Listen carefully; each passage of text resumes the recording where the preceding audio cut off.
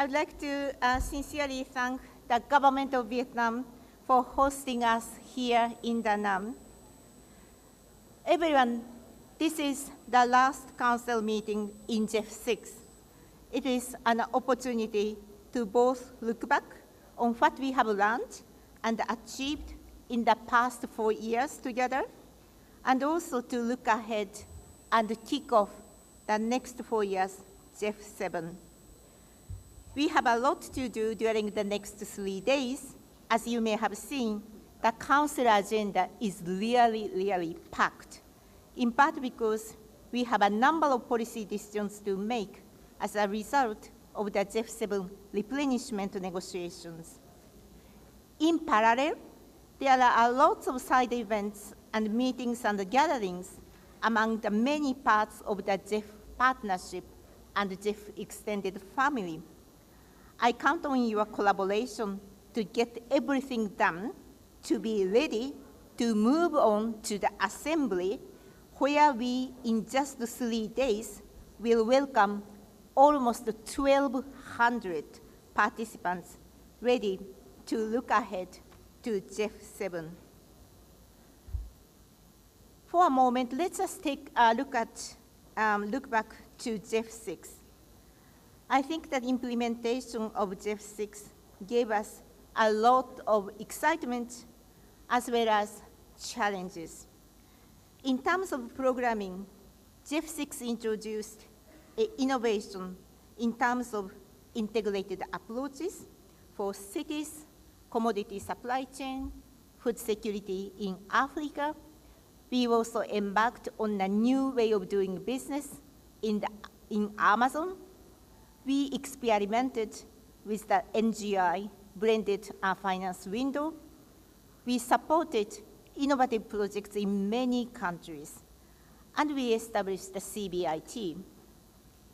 In GEF 6, we continue to strengthen our policy framework on issues like gender, the results. We streamline the project cycle and many other areas. We also welcome the Minamata Convention entering into force. The Paris Agreement gives us a lot of good work, and we supported progress under our various conventions. SDGs provide us with a useful framework to measure progress. We also had a rough time due to the unexpected shortage of funding. We lost about 10% of resources due to currency fluctuation. This has caused a lot of pain and disappointment to everyone, but I hope we have managed this difficult situation without losing mutual trust. In summary, I think we have achieved a lot together these past 4 years. We have learned so much, and much of this learning has been translated into GEF 7. GEF 7 replenishment discussion has given us the opportunity to think about what the GEF can do for next 4 years. As you know, all of us know, we were at a very critical moment of the future of our planet and its people. It's extremely urgent to come together and to transform some of the key economic systems, like cities, like food and land use system, energy system, and we need to restore our ecosystems, which we support our welfare. We also need to find a way to take care of our natural capital, such as big key biomes and our oceans. Implementation of these innovative programs will require the GEF to support strong multi-stakeholder coalition.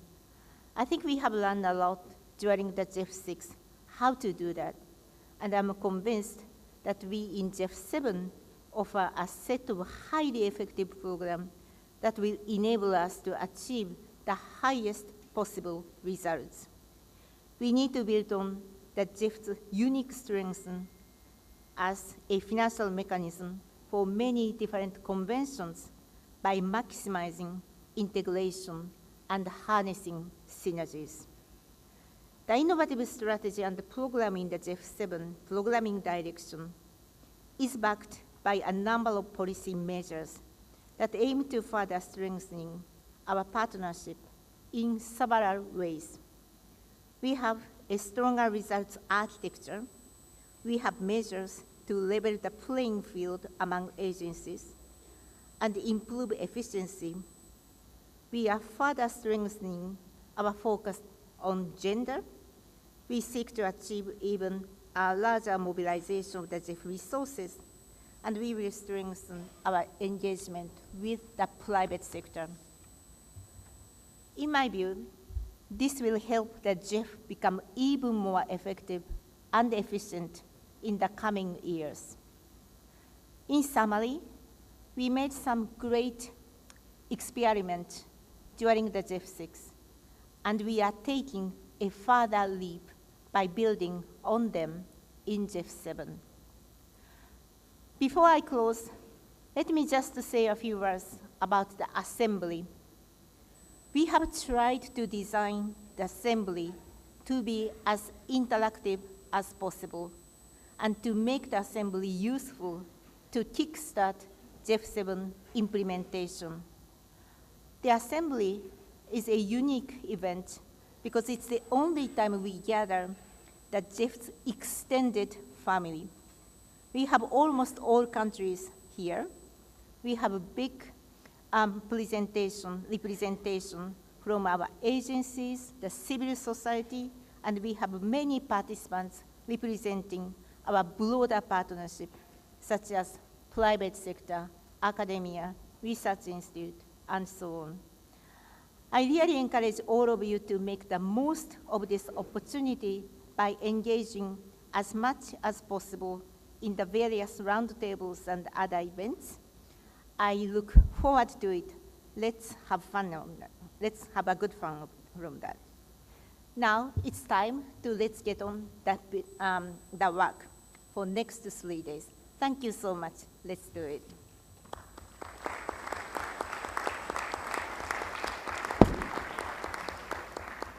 Thank you so much. And the first item of the agenda, is the election of co-chair. And as by now all of you know that the co-chair will be elected in an alternate way from developing countries and the developed countries. And this time it's turn of the developed countries. And I would like to seek the nomination from the floor. Abdul, please. Thank you very much, Madam Chair. Madam Chair, distinguished ladies and gentlemen, colleagues, all good morning. I hereby proposed Mr. Peter Elder of Australia as our co-chair for this 54th council meeting. Thank you very much. Thank you so much. Marita? Thank you, Chair. Sweden supports the proposal. Thank you. Thank you so much.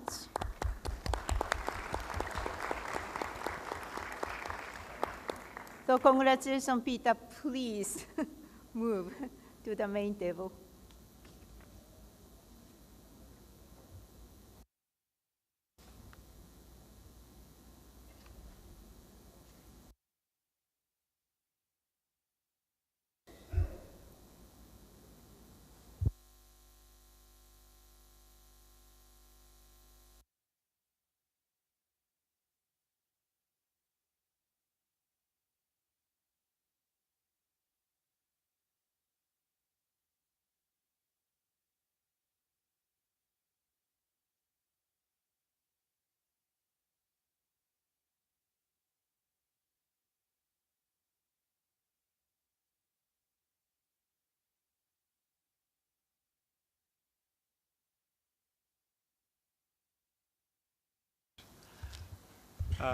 Well, good morning, colleagues. Good morning, everyone.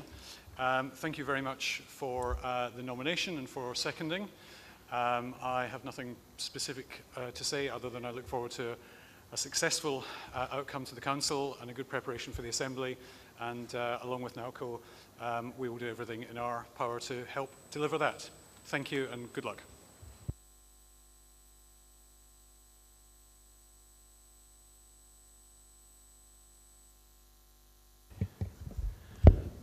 Okay, colleagues, with that, we move to agenda item 3.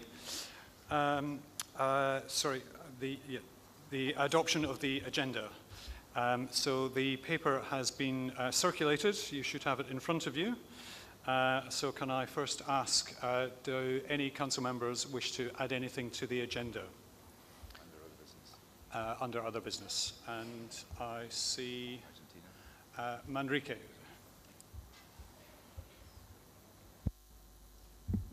Muchas gracias, señor copresidente. Quisiéramos consultar, si fuera posible, incluir en otros asuntos un asunto que es de particular interés para nuestra región, la circunscripción Cono Sur, que se refiere a la cuestión de los proyectos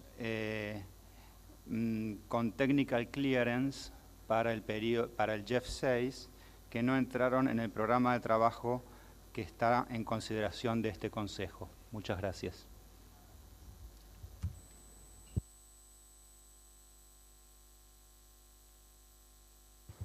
Thank you. That is noted. Thank you. Colleagues, any other items for other business? Failing that, can I take it that the agenda is adopted? Done. Thank you very much. Agenda adopted. Thank you so much. So let's move on to the next agenda item. This is summary of negotiation of seventh replenishment of the GEF Trust Fund. Thank you, Axel. So let's start on that.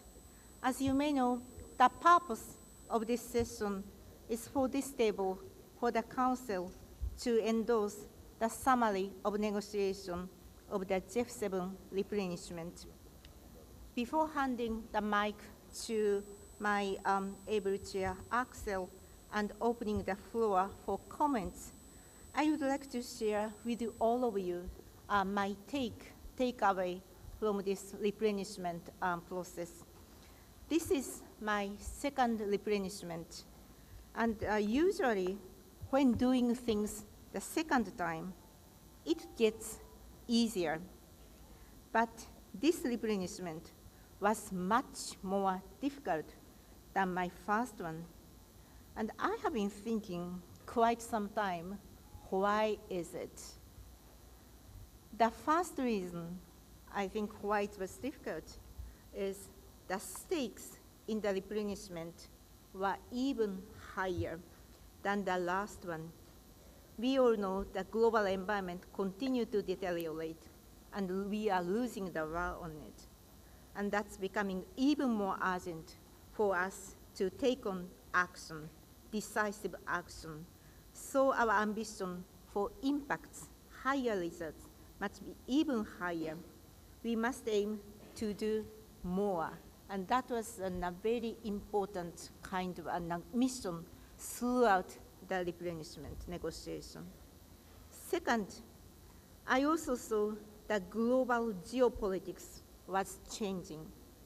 Countries have many new competing priorities, like, for example, migration issue or fiscal challenge, and the general support for multilateralism was maybe becoming weaker.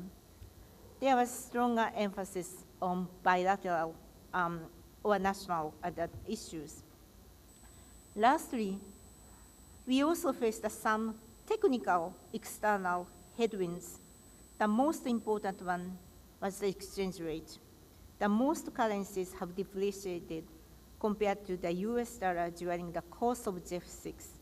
And on average, depreciation is about 10%, which means even if donors put up the same amount of the money in their own currency, it would appear less when measured in dollars.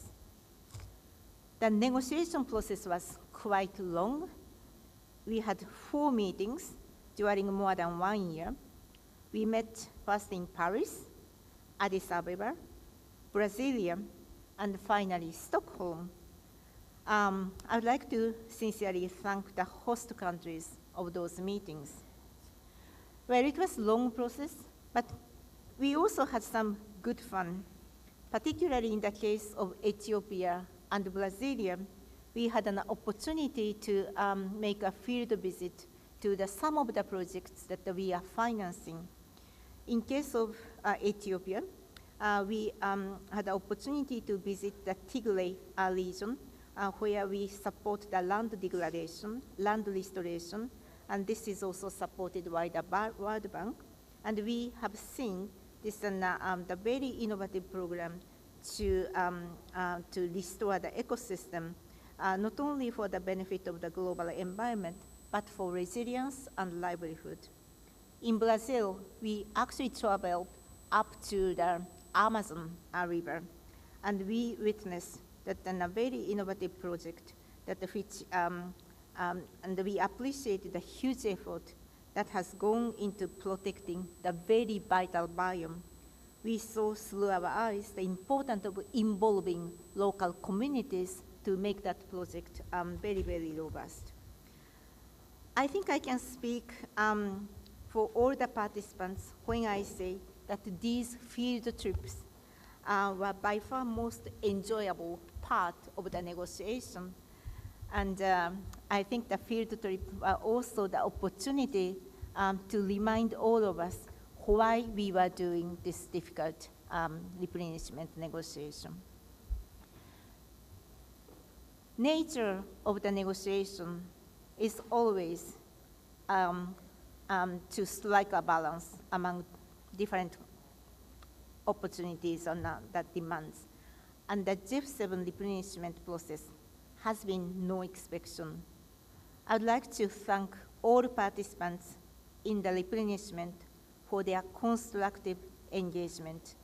I believe the final package represents the best and possible effort to strike the balance among competing demands and take into consideration the need to compromise, and that represents the partnership, the nature of the GEF.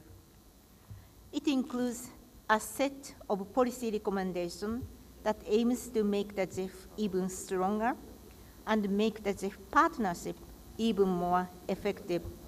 It also includes some very ambitious programming directions which will produce the higher results through integration and build on the GEF's uniqueness as financial mechanism for many conventions.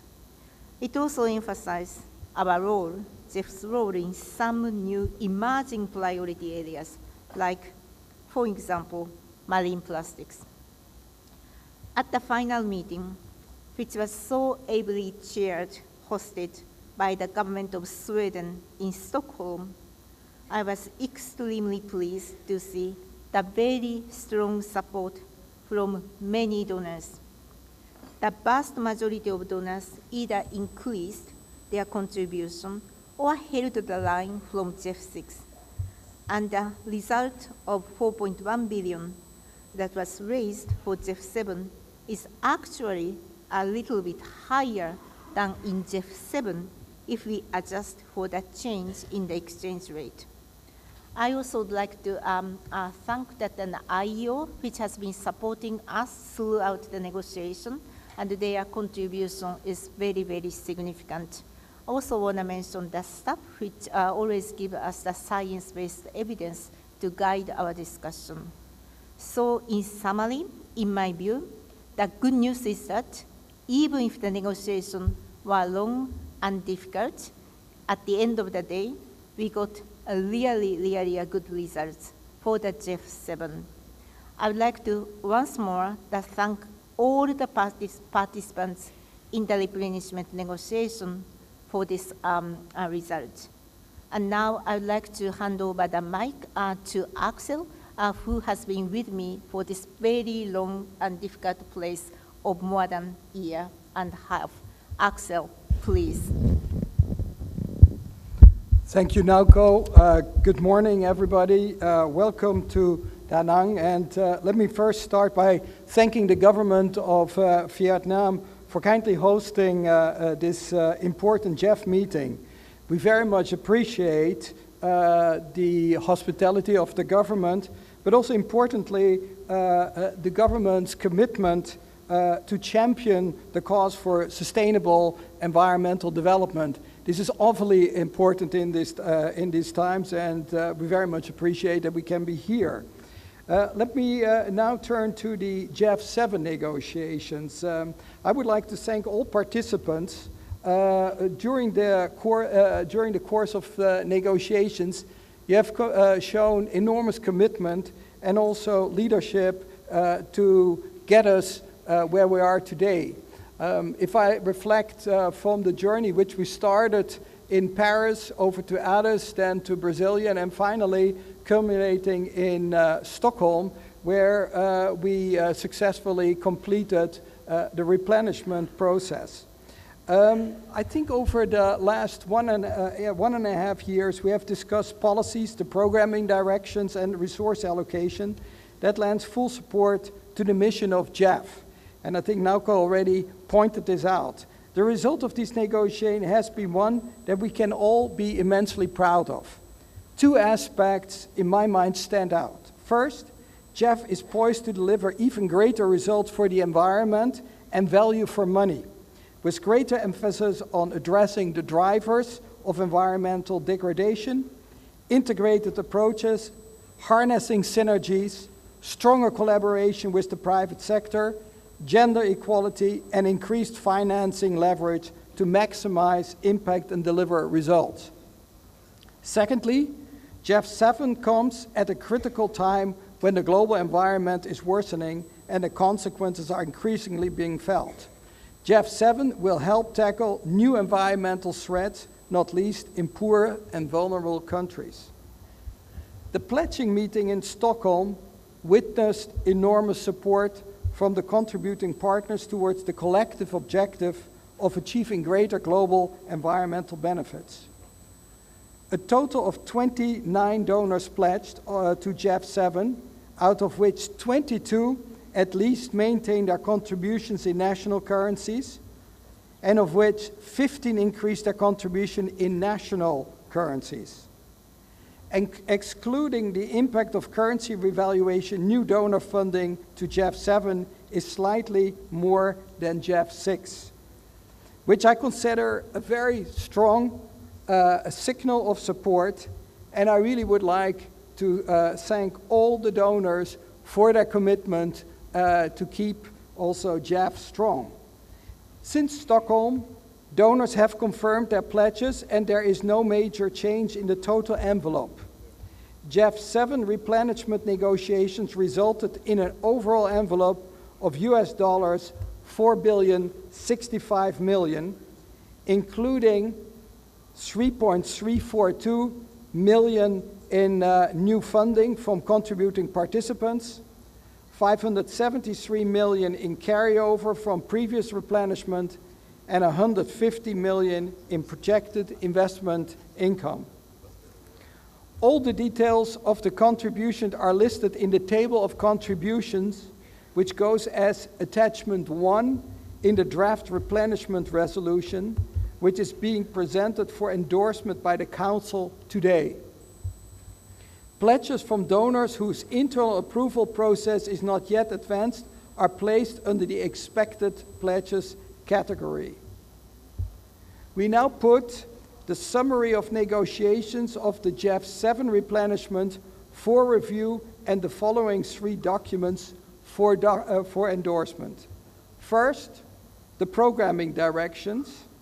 Second, GEF 7 policy recommendation. And the third document is the draft replenishment resolution. Upon adoption and request by the GEF Council, the CEO of the facility will transmit the summary of negotiations package and invite the World Bank executive directors to adopt the draft replenishment resolution, thereby authorizing the World Bank as trustee of the GEF Trust Fund to manage the resources made available under GEF 7. After your endorsement of the 3 documents I just mentioned, the package will be presented to the World Bank executive directors, we expect immediately in July of 2018. Let me close. First, I would like to thank personally NAUCO for the very strong partnership we have had during the GEF 7 negotiations. In times when multilateralism is frequently challenged, we were able to lead a wonderful team of very committed individuals in the GEF Secretariat, they are sitting behind me, and DFI, and who worked very hard and tirelessly for this successful outcome. I also would like to express my sincere appreciation to all of you around this table and your teams here and at home. Only together we could do it, and I'm grateful that we have kept alive the environmental agenda and its urgent need for action and to do more. Like NAUCO, I have done now 2 replenishments. I did also the GEF 5. But I think the bottom line is, let's keep GEF as strong as possible, and hopefully we can make it even stronger. Thank you very much.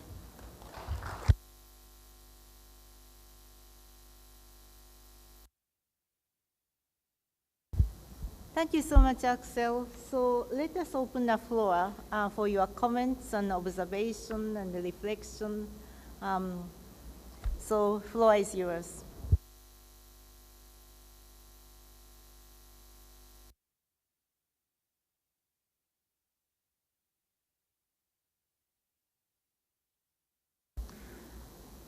Thank you so much. I take this silence as that okay, is an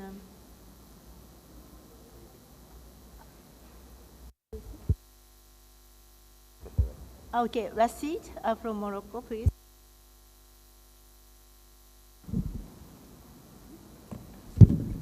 Merci, Madame la Thank you, Madam Chair.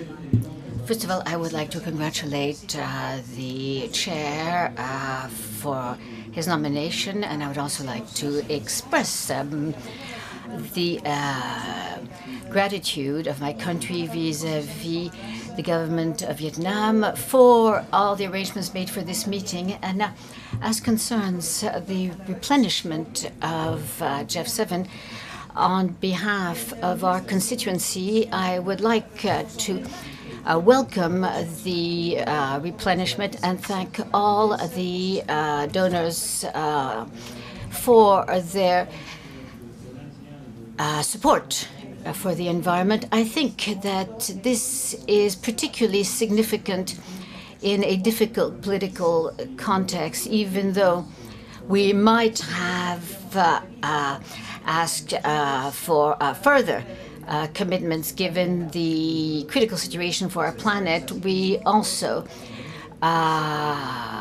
expressed the wish that the commitments will be carried through in time. And I would also like to say that several countries of our constituency have felt the negative impact of the exchange rate as far as their budgets are concerned. And I know that the Secretariat has taken measures for this not to happen again. But I think it is important to adopt a more transparent and more equitable approach for those countries that will have to live with the consequences. I'd also like to recommend that Africa's participation be strengthened in negotiations for the replenishment, and ask for at least an additional seat in the process. Now, as concerns the program, our constituency is aware of the problems of land degradation and biodiversity and desertification of our planet, particularly as far as our continent is concerned. As concerns climate change, we consider that it is necessary to ensure a better complementarity between the climate fund and our fund, and we believe that GEF has 25 years of experience of climate change, and that this experience should be used for the Green Climate Facility.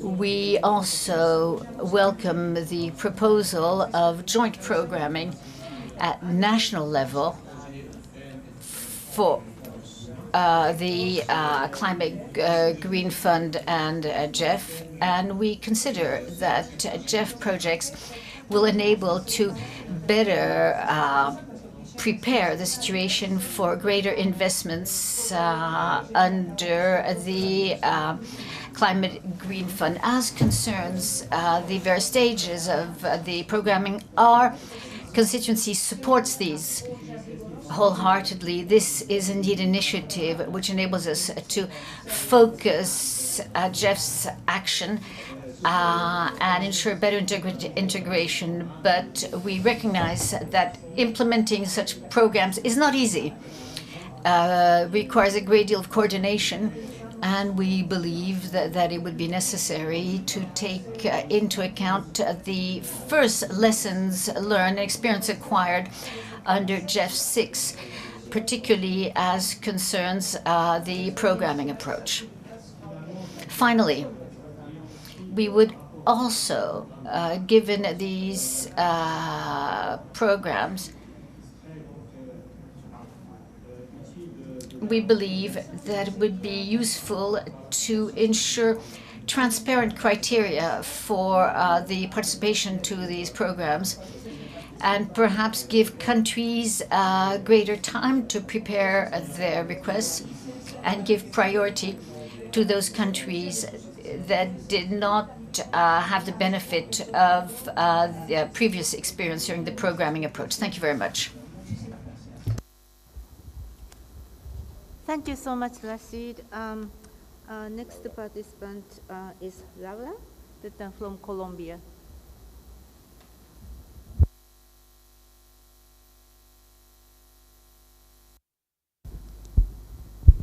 Muy buenos días a todos, señora presidenta.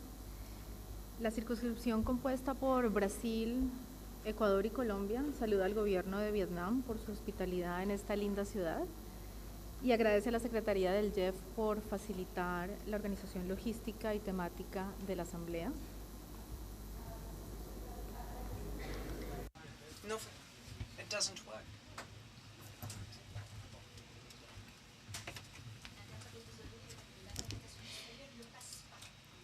Yes, can you hear me now? Is it working now? Is it working now? Well, good morning to you all once again. The membership of Brazil, Colombia, and Ecuador would like to congratulate the government of Vietnam for their hospitality in this beautiful city, and to thank the GEF Secretariat for the organization and logistical aspects of this meeting. We'd equally like to thank the Secretariat for their availability to be able for us to arrive at a very significant consensus that will enable us to lead GEF 7 to yield greater global environmental benefits. And also would like to thank donor countries for their commitment, having shown the significant contributions announced to date. Colombia, Brazil, and Ecuador are ready to contribute in the conclusion of these arrangements and in the implementation of projects based on clearly defined criteria. Between now and December, in the following items of the agenda, I will have specific comments to make in relation to each of the agenda items. Thank you. Yes, thank you so much, Laura. May I call on Paul of Madagascar? Merci, Madame la Présidente. Tout d'abord, I'd Thank you, Madam Chair. First of all, my constituency would like to pay tribute to the efforts made by the group who've worked on the replenishment of GEF 7. We have considered the document carefully and would like to raise a concern as concerns the implementation of the impact programs. There are two levels, one is the mother, parent agency, other is for the GEF projects. If that is really the organization adopted, we would suggest that the GEF Secretariat make sure that these two levels do not unduly increase the time made to deal with the applications and not further worsen the costs. Thank you, Madam Chair. Thank you so much, Paul. May I call on Madrid of Argentina? Thank you.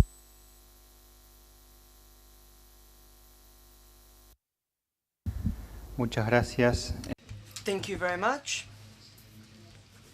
Madam Chair,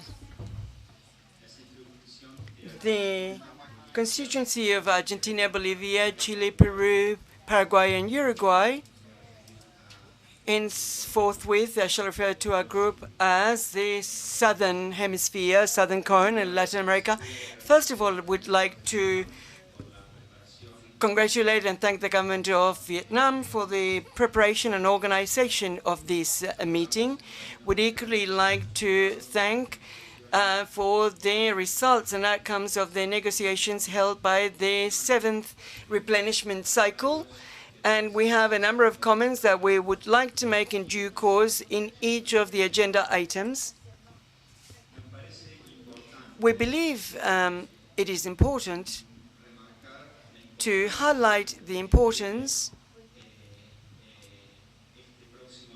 afforded to this forthcoming cycle, bearing in mind two particular situations that we happen to be going through. Firstly, the challenges the world is faced with in relation to climate change, in terms of desertification, as well as other focal areas that are geared by the GEF in terms of a focus, and the challenges faced with by the multilateral system, which we defend. In that regard, we would like to encourage the GEF to continue with its contribution towards the strengthening of the multilateral system in the fight against issues dealing with climate change and other related issues. But we would also like to thank the donor countries for their contributions, generous contributions, I should say, that they have made, and for their commitments. And of course, we would like to call upon for them to continue strengthening these very important institutions such as ours. Thank you so much. Thank you so much, Manrique. May I call on Kulekani from Botswana?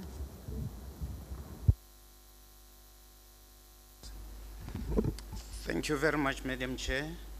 Since I'm taking the floor for the first time representing the Southern African constituency, I would like to thank the GEF Secretariat and the government of Vietnam for successfully hosting this council meeting. From the Southern African floor, we do appreciate the successful completion of the replenishment. However, we have noted that there are some issues maybe which still need to be looked further into. We do appreciate the flexibility element which has been infused into this programming phase. However, we would like to, even those countries which have an allocation of above 7 million, to have full flexibility. complete full flexibility. This is our feeling in Southern Africa.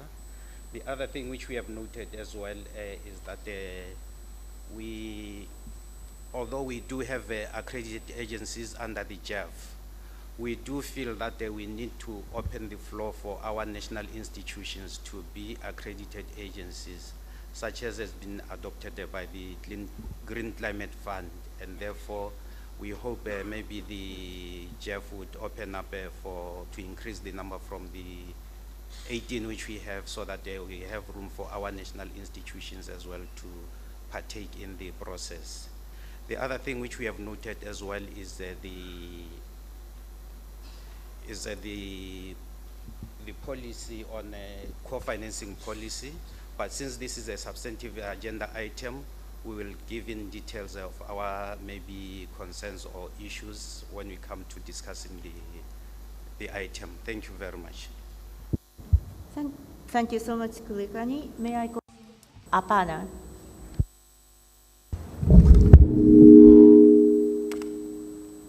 Thank you. I am speaking only to express my appreciation for the hospitality extended by the government of Vietnam, for the excellent arrangements made by the GEF Secretariat, and also on the particular agenda item to express my appreciation to the donors in the replenishment meetings, the trustee, and the GEF Secretariat for bringing us to this conclusion. As mentioned, there was a wide range of aspirations and concerns that informed and influenced our discussions in the replenishment meeting, but I do believe that the final outcome reflects a mature and reasonable package that puts together the resources, the policy commitments, and the programming directions.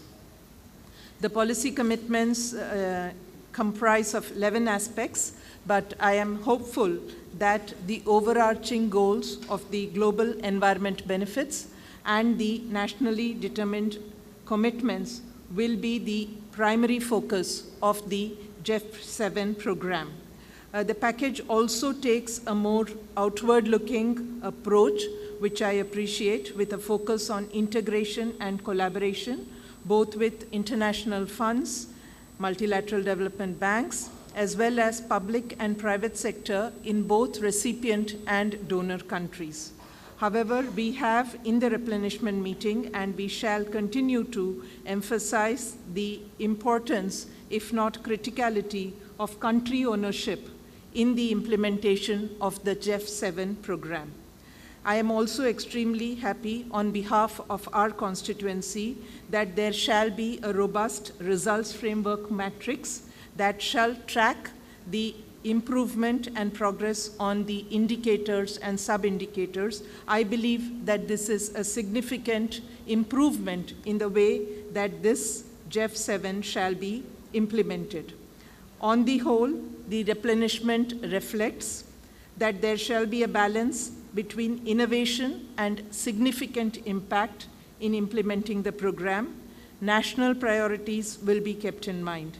We do, on behalf of our constituency, look to more progress going forward on certain outstanding issues, such as the accreditation of national agencies, co-financing, flexibility, etc. But we will submit our views on each of these as the agenda moves forward. Once again, congratulations for the replenishment. Thank you. Thank you, Apana, and actually congratulations to everyone and all participants. May I call on Stefan from Switzerland?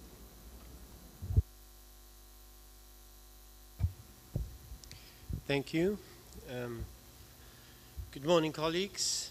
We would like to express our appreciation for the hospitality to the government and the people of Vietnam. We also thank the GEF Secretariat and the trustee for preparing this meeting and having guided us and helped us through the replenishment process. This chair welcomes the successful conclusion of the 7th replenishment of the GEF Trust Fund and is ready to endorse the policy recommendations, the programming directions, and the draft replenishment resolution. This replenishment is slightly lower than GEF 6. We regret this decline, considering the continuing high needs to support the global environment. However, the replenishment is a robust one, despite considerably lower pledges by a few countries. Some others were able to increase their contribution. Switzerland is pleased to keep its contribution at a substantive level of 118 million Swiss francs for the GEF Trust Fund, and will continue to support the Least Developed Countries Fund and the Special Climate Change Fund. But, you know, the replenishment is not only robust in money terms, the policy recommendations address important issues, the programming priorities are overall, we believe, well balanced, and also include some innovative approaches, such as the integrated, the impact programs. In that respect, we concur with our colleague that, from Morocco, that emphasized the need for transparency in the process of selecting suitable child projects and for accurate monitoring of progress. In the replenishment negotiations, Switzerland was not representing the constituency that includes the Central Asian countries and Azerbaijan, but was participant for its own. Nevertheless, we kept in mind the needs and the preferences of countries in our constituency. We are therefore pleased that, in particular, the STAR, including its greater flexibility, continues to be a central pillar of the GEF. Thank you. Thank you so much, Stefan. Now may I call on Marita, Sweden.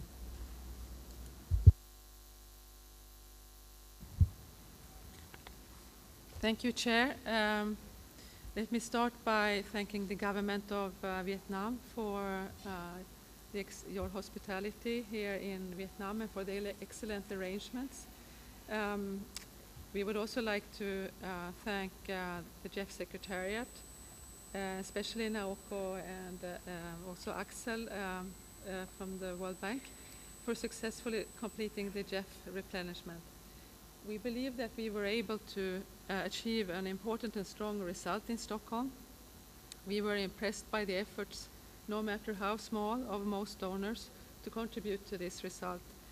We are convinced that GEF 7 will strengthen our ability to deliver on Agenda 2030, the global environment goals, and on the Paris Agreement. Next, we have the implementation. Sweden has high expectations, not least as regards integration between climate and other focal areas, but also increased efforts to address the challenges facing the ocean, chemicals and waste, and biodiversity, among other focal areas, and of course, especially gender equality. We think it's important to keep the timetable for the implementation, and are pleased that we are able to take so many decisions already at this meeting on the GEF 7 priorities. We thank you very much for all the hard work in preparing this meeting. We can endorse the summary and the attached documents. Thank you. Thank you so much, Marita. Now may I call on Ali Unchur from Mongolia. Thank you, Chair. And on behalf of East Asia constituency, we would like to express the appreciation to the host country, Vietnam, and also to the GEF Secretariat, and particularly the donors and the partner organization and the countries for your hard work and negotiation for GEF 7 replenishment, and also to the co-chair as well for his nomination. Well, the constituency will contribute to the agendas and the discussion topics in due matters, but just as a new council member and to present the constituency, I would like to raise two general concerns here. One is the GEF, when we are going to implement, as Sweden said, it's time to implement and to act. So when we are going to implement GEF 7 replenishment, we should really consider about inclusiveness, participatory manner, and also integration at the most time. It is better to have a very systematic approach than very linear, just dividing the thematic areas individually, just considering climate change only, and at the same time forgetting about biodiversity. So that would be the general. And the second one is we also need to consider about lessons learned when we are going to discuss the GEF 7 replenishment, and also the programming, and plus with the priorities impact programming, because some of the countries in my constituency lost the budget due to the budget appreciation for GEF 6, and then we are expecting that would not happen again for GEF 7. Thank you. Thank you so much. Now, may I call on Jane of Micronesia? Thank you, Madam Chair, and good morning, colleagues. On behalf of my constituency, I would like to thank the host government for their warm hospitality and the GEF Secretariat for their continued support for our meetings. We thank the donors and our development partners for the replenishment of the GEF 7, noting that it's lower than GEF 6. The global environment continues to deteriorate, and there is a need to be steadfast and innovative in our efforts to address these challenges. We have a number of comments, and we will make them as we go through the agenda items. I thank you, Madam Chair. Thank you so much, Jane. Now, may I call on Abdul? Thank you very much, Madam Chair. My constituency would like to join the queue to thank the government of Vietnam and the GEF Secretariat for hosting this very important meeting. And we also want to take the opportunity to thank donor countries and all those that have played key roles in the replenishment process. However, we have some few concerns. One that has to do with the flexibility, especially with different countries along the differential issues. Secondly, we will also want to ask that we look at the issue of increase our country allocations, especially with the STAR. Thank you very much. Thank you so much. Now, may I call on Jos from Belgium?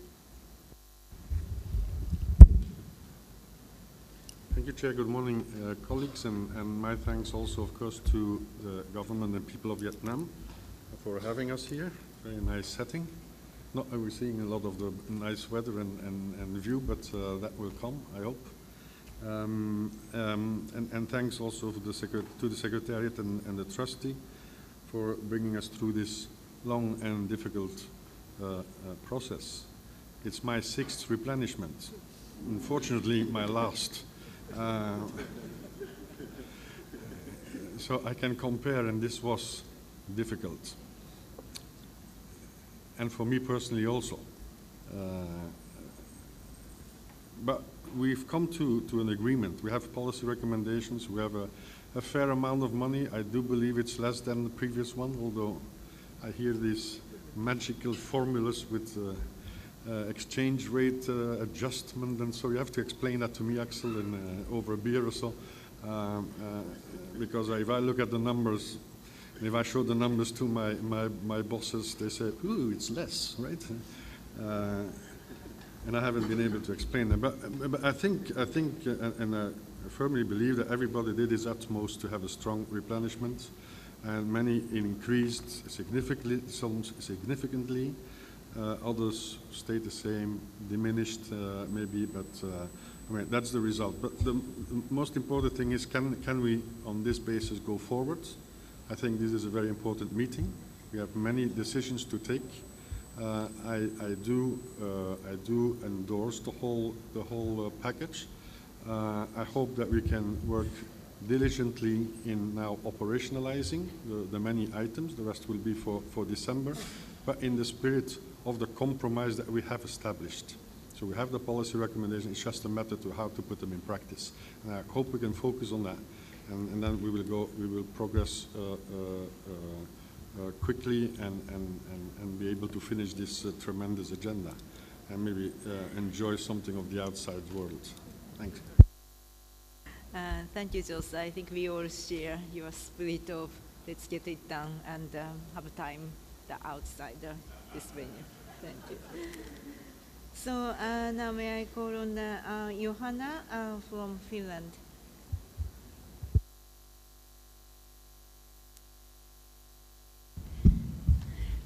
Thank you very much, Naoko. On behalf of the constituency of the Netherlands, Finland, and Estonia, I would like to first thank the government of Vietnam for hosting us. It's a wonderful venue, and it's great to be here for the first time for my part. We also would like to thank the Secretariat and the trustee for carrying out the replacement negotiations. We take note of the summary and would like to endorse the package. The outcome could have always been a bit more ambitious, but we believe that it was the best outcome possible at this time, both from the substantive and financial perspective. And we look forward to further discussions on the issues today. Thank you very much. Thank you, Johanna. Now may I call on Kozula from Germany.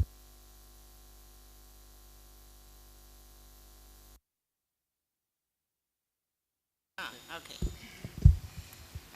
Well, let me first thank the government of Vietnam for its hospitality and thank the Secretariat for the good preparation of this meeting. Germany welcomes the successful conclusion of the GEF 7 replenishment negotiations. We were particularly pleased that the majority of donors was able to significantly increase their pledges in their national currency. And one aspect we were very concerned about was reducing the climate change focal area in the GEF 7 replenishment. But however, we are now, we very much welcome that we were able to anchor a target in the programming documents to maintain the level of climate-related investments at least 60% of GEF overall funding. And we would be very pleased to have regular reports on progress on this issue. This being said, we endorse the programming directions and the policy recommendations, as well as the draft replenishment resolution. We would also like to highlight the lessons learned from the 6th overall performance study, OPS 6, which was delivered during the preparations for GEF 7. And we would encourage timely implementation of the respective policy recommendations, and we would especially like to emphasize the necessity of increasing the sustainability of the outcomes of the GEF activities, and we would appreciate regular reporting about the implementation of the recommendations. Thank you. Thank you, Kodura. If there is no... Okay. Sayed, please. Thank you, Madam Chair. On behalf of the constituency of the Islamic Republic of Iran, I would like thank you and also the Secretariat and the trustee for co-organizing this meeting and the successful process of replenishment of GEF 7.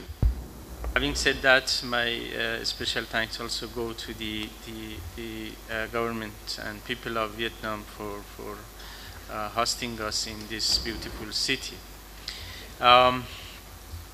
Madam Chair, I would like also to thank the donor community for their support of implementation of the all environmental conventions. And in this regard, I would like also to welcome the GEF 7 replacement process.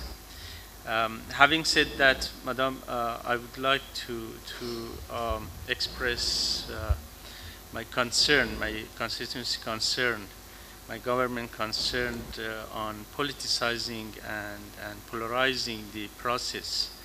You know that this is the environmental issues. It's global issues. It's not national one. But for the information of the Council, I would like to bring to the attention of the Council that our allocation from the mid GEF 7, GEF 5, and the whole GEF 6 is blocked. And even our star allocation is blocked. I don't want to, I will come back to the whole issue on any other business, but at this point of time, I would like to bring to the attention of the Council that we have to stop politicizing and polarizing the process. I don't want to block any issue. As I mentioned, I welcome the whole process, but I thought that I have to bring to the attention Council the concern of my constituency in this regard. Thank you very much. CSO. Yeah, go ahead. May I call on CSO network? Thank you very much. First of all, we would like to thank the government of Vietnam for hosting us here, while at the same time recognizing the role that was given to us as CSOs by GEF Secretary to participate in the replenishment meetings. And I, on behalf of GEF CSO Network, would like to recognize the efforts that all the council members and the participants made in making sure that all the items on the agenda were met. Mine is a very short one, but rather just to thank you and congratulate all the efforts that were made by the members. Thank you.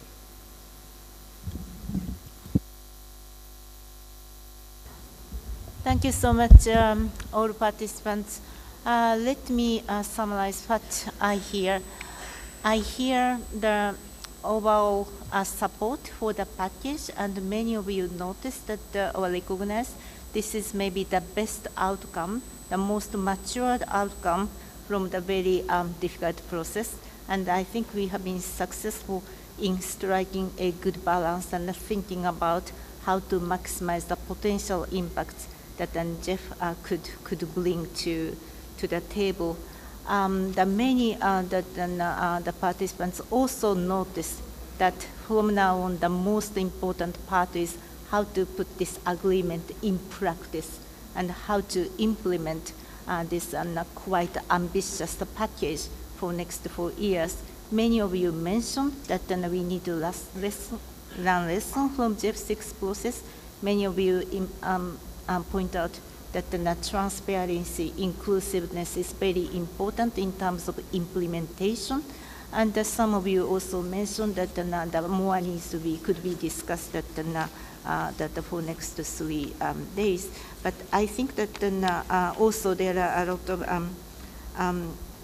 the comments on the importance of the continuous, the robust reporting and the monitoring and evaluation. So it's a kind of good the comments and good willing to move it forward for next 4 years.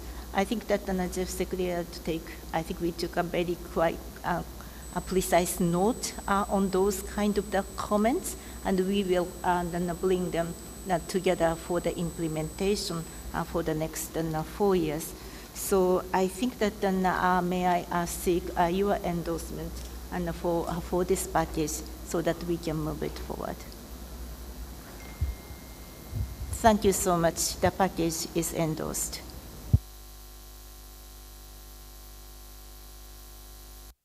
Now I would like to call on Jeffrey. Please. Thank you, Madam Chair. The United States has been a supporter of the GEF since its launch over 27 years ago, and we look forward to supporting the GEF and implementing a successful replenishment over the next 4 years. We are pleased that all donors were able to reach a resolution on the priorities and strategy for GEF 7, and we fully support the adoption of this replenishment package. We note that U.S. contributions to the GEF are voluntary and subject to congressional appropriations. We also take this moment to note that with respect to the language on climate change, our joining consensus should not be understood as reflecting any change in position on the Paris Agreement. The United States has indicated that it intends to withdraw from the Paris Agreement unless it identifies suitable terms for re-engagement in the agreement. Thank you. Thank you so much, Jeffrey. Now, may I move on to the next agenda item, which is what? Which is me. The next agenda item, colleagues, is the gender implementation strategy. Just very briefly, can I ask colleagues when taking the floor to please speak very closely into the microphone. The acoustics in the room are not great, and a lot of the volume is just disappearing above our heads. So I know you're sharing microphones, but if you can try and drag the microphone close to you when speaking, that will help all of us. So thank you. So on that, the gender implementation strategy, agenda item number 5. The paper has been circulated, and with that, may I invite Françoise to take us through it. Thank you. Thank you very much, Chair.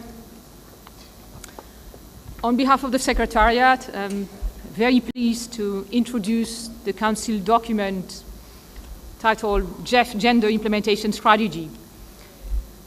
With the approval of GEF's policy on gender equality in November of last year, this strategy marks the operationalization of a more ambitious, gender-responsive approach across GEF operations.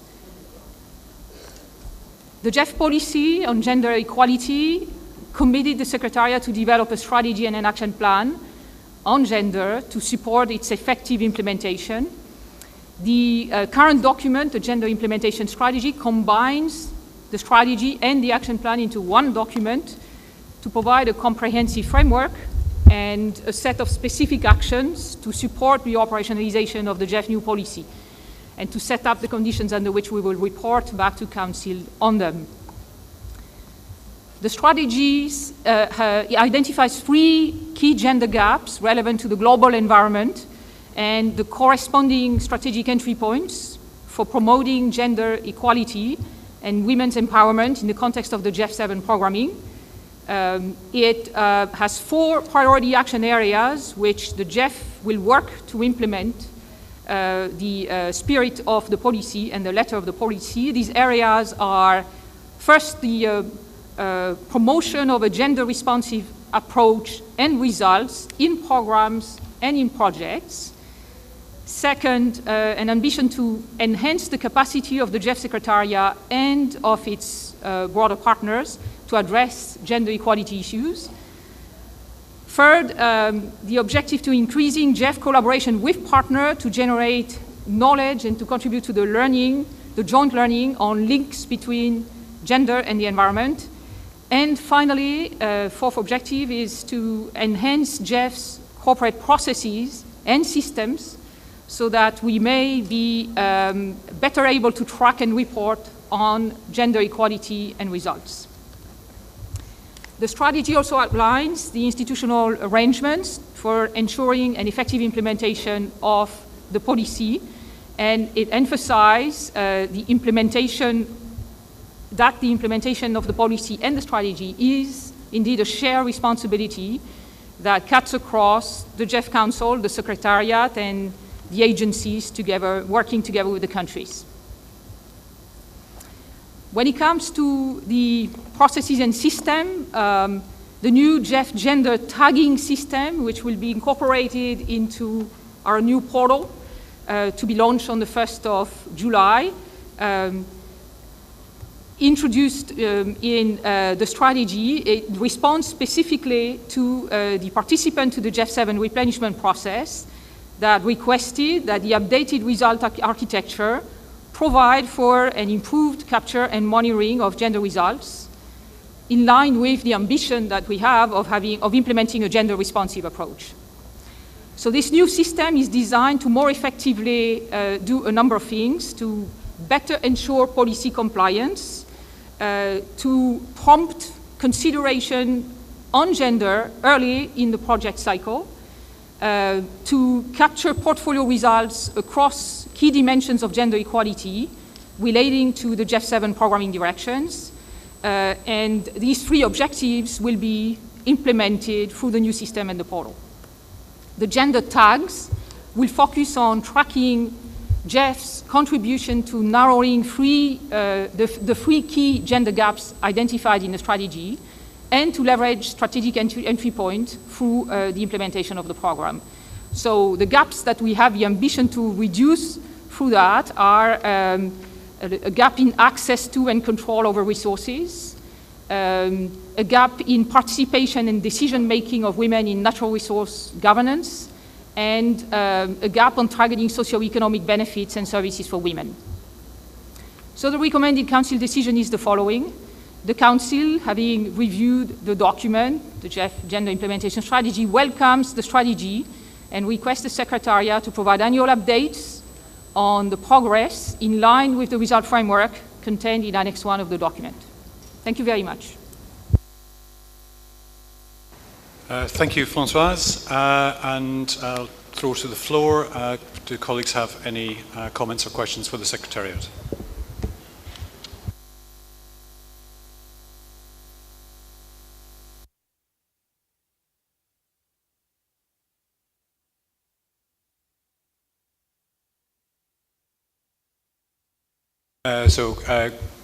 Chris from the United States, thank you.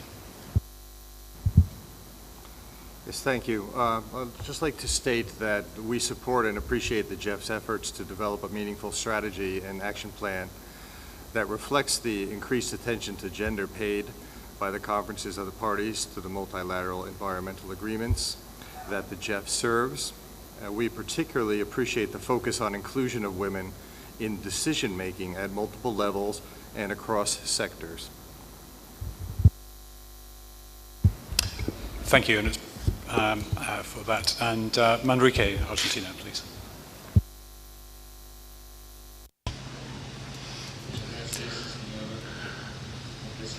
Thank you, Mr. Co-Chair. My constituency, South Cone, supports the draft recommendation with regards to gender policy, understanding that a more systematic inclusion of gender issues in projects for GEF 7 will bring about positive synergies and a better environmental management and better gender equality. Personally, I welcome the fact that there is a balance, a gender balance in this room, to be honest. And as a representative of Argentina, this is very pleasing. Thank you. Thank you, Manrique. Rachid, please. Merci, Monsieur le Président. Très brièvement, donc, je voudrais tout d'abord. Thank you, Chairman. Very briefly, I'd like to congratulate the Secretariat for the work that has been conducted in the field of gender. And I would like to stress that the implementation of this strategy needs to take place in a fashion that is synergistic and coherent with national level initiatives. Many countries already have strategies within their development policy and in the field of their environmental and sustainable development work. Thank you. Thank you, Rashid. Next on my list is Lauren, Norway. Thank you. Thank you very much. And since this is the first time I'm taking the floor, I would like to thank the government of Vietnam for hosting us here. We are, of course, very happy that the gender policy was approved at the last council meeting, and we are very happy now to see this gender strategy. We believe that in order to improve gender mainstreaming, we need to become more proactive on gender, and we believe that this strategy goes in that direction. However, we would like maybe the strategy to be a bit clearer on on what this means for the work of the implementing agencies and the executing agencies. And we would like the strategy to look more at the downstream operationalization of the projects of the GEF. We would also like to see a clear responsibility and high-level commitment within the GEF on this agenda. In terms of reporting, we would like to make sure that the GEF Secretariat will be reporting on the progress of implementing this strategy. And we would like to see this clearly stated in the decision to be taken here.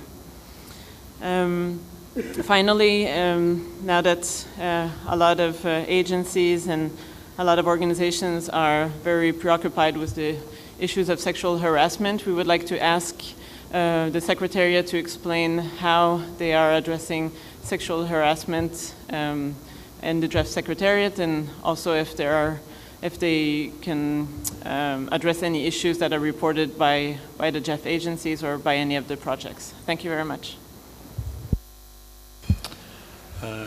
Thank you, Lauren. Next on my list, Nathan from New Zealand.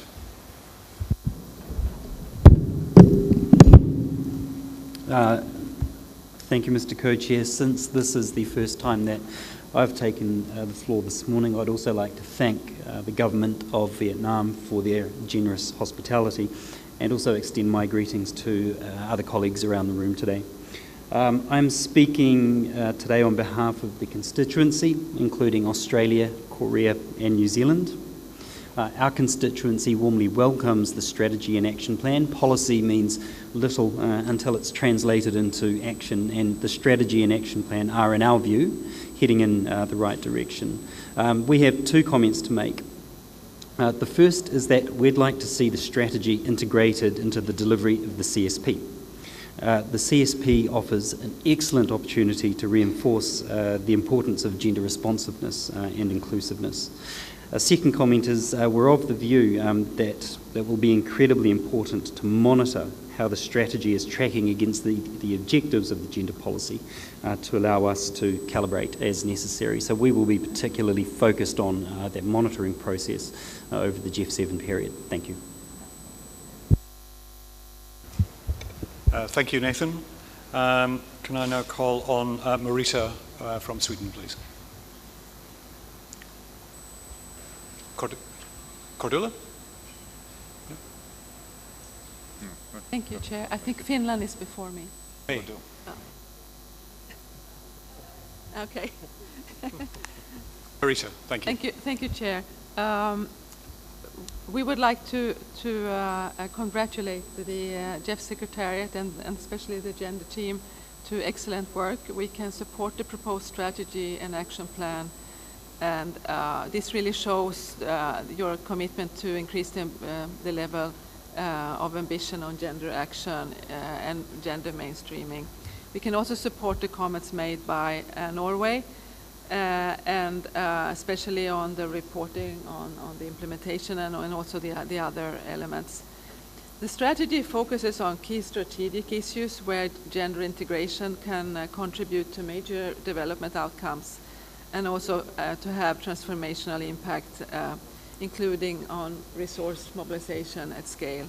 So we really like those focus areas that you have identified. We have, however, a few questions on the strategy.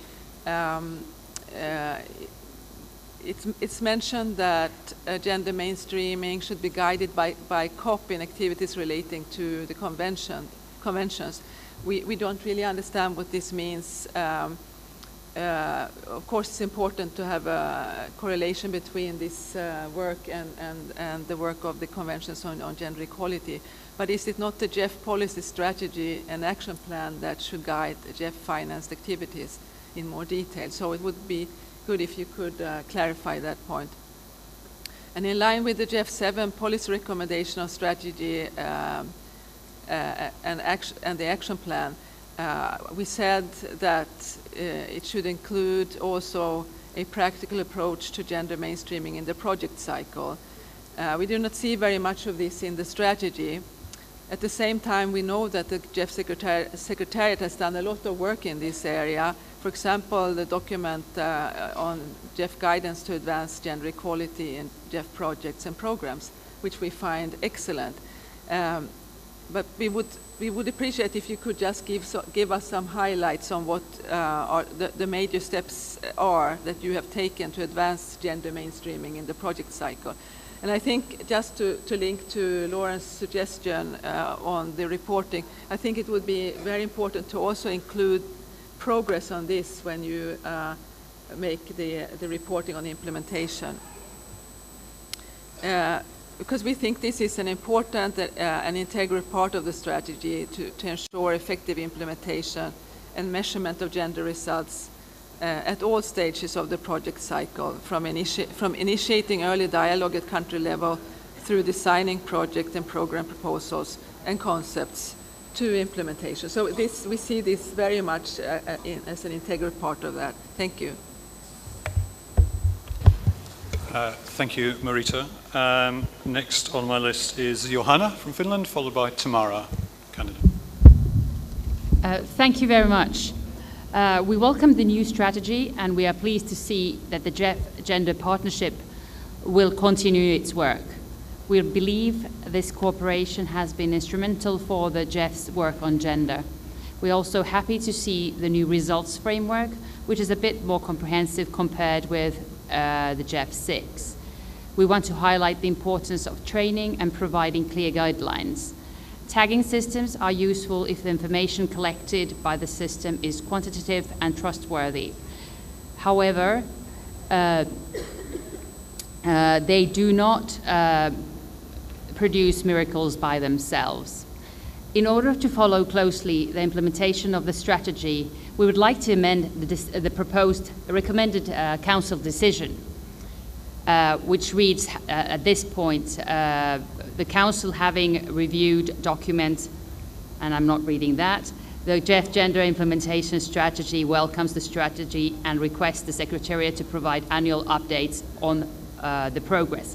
We would like to amend on activities as outlined in the strategy, as well as strike 3 words, and then the results framework contained in Annex 1 of the document. We'd like to do this because we would like to see a relationship between the policy and the actions proposed in the implementation strategy, and also because in the results framework as presented, certain baselines are missing, and we would like to have the strategy and the follow-up being very closely linked together, as we think this is a very important decision. Thank you very much. Thank you, Johanna. Tamara from Canada, please.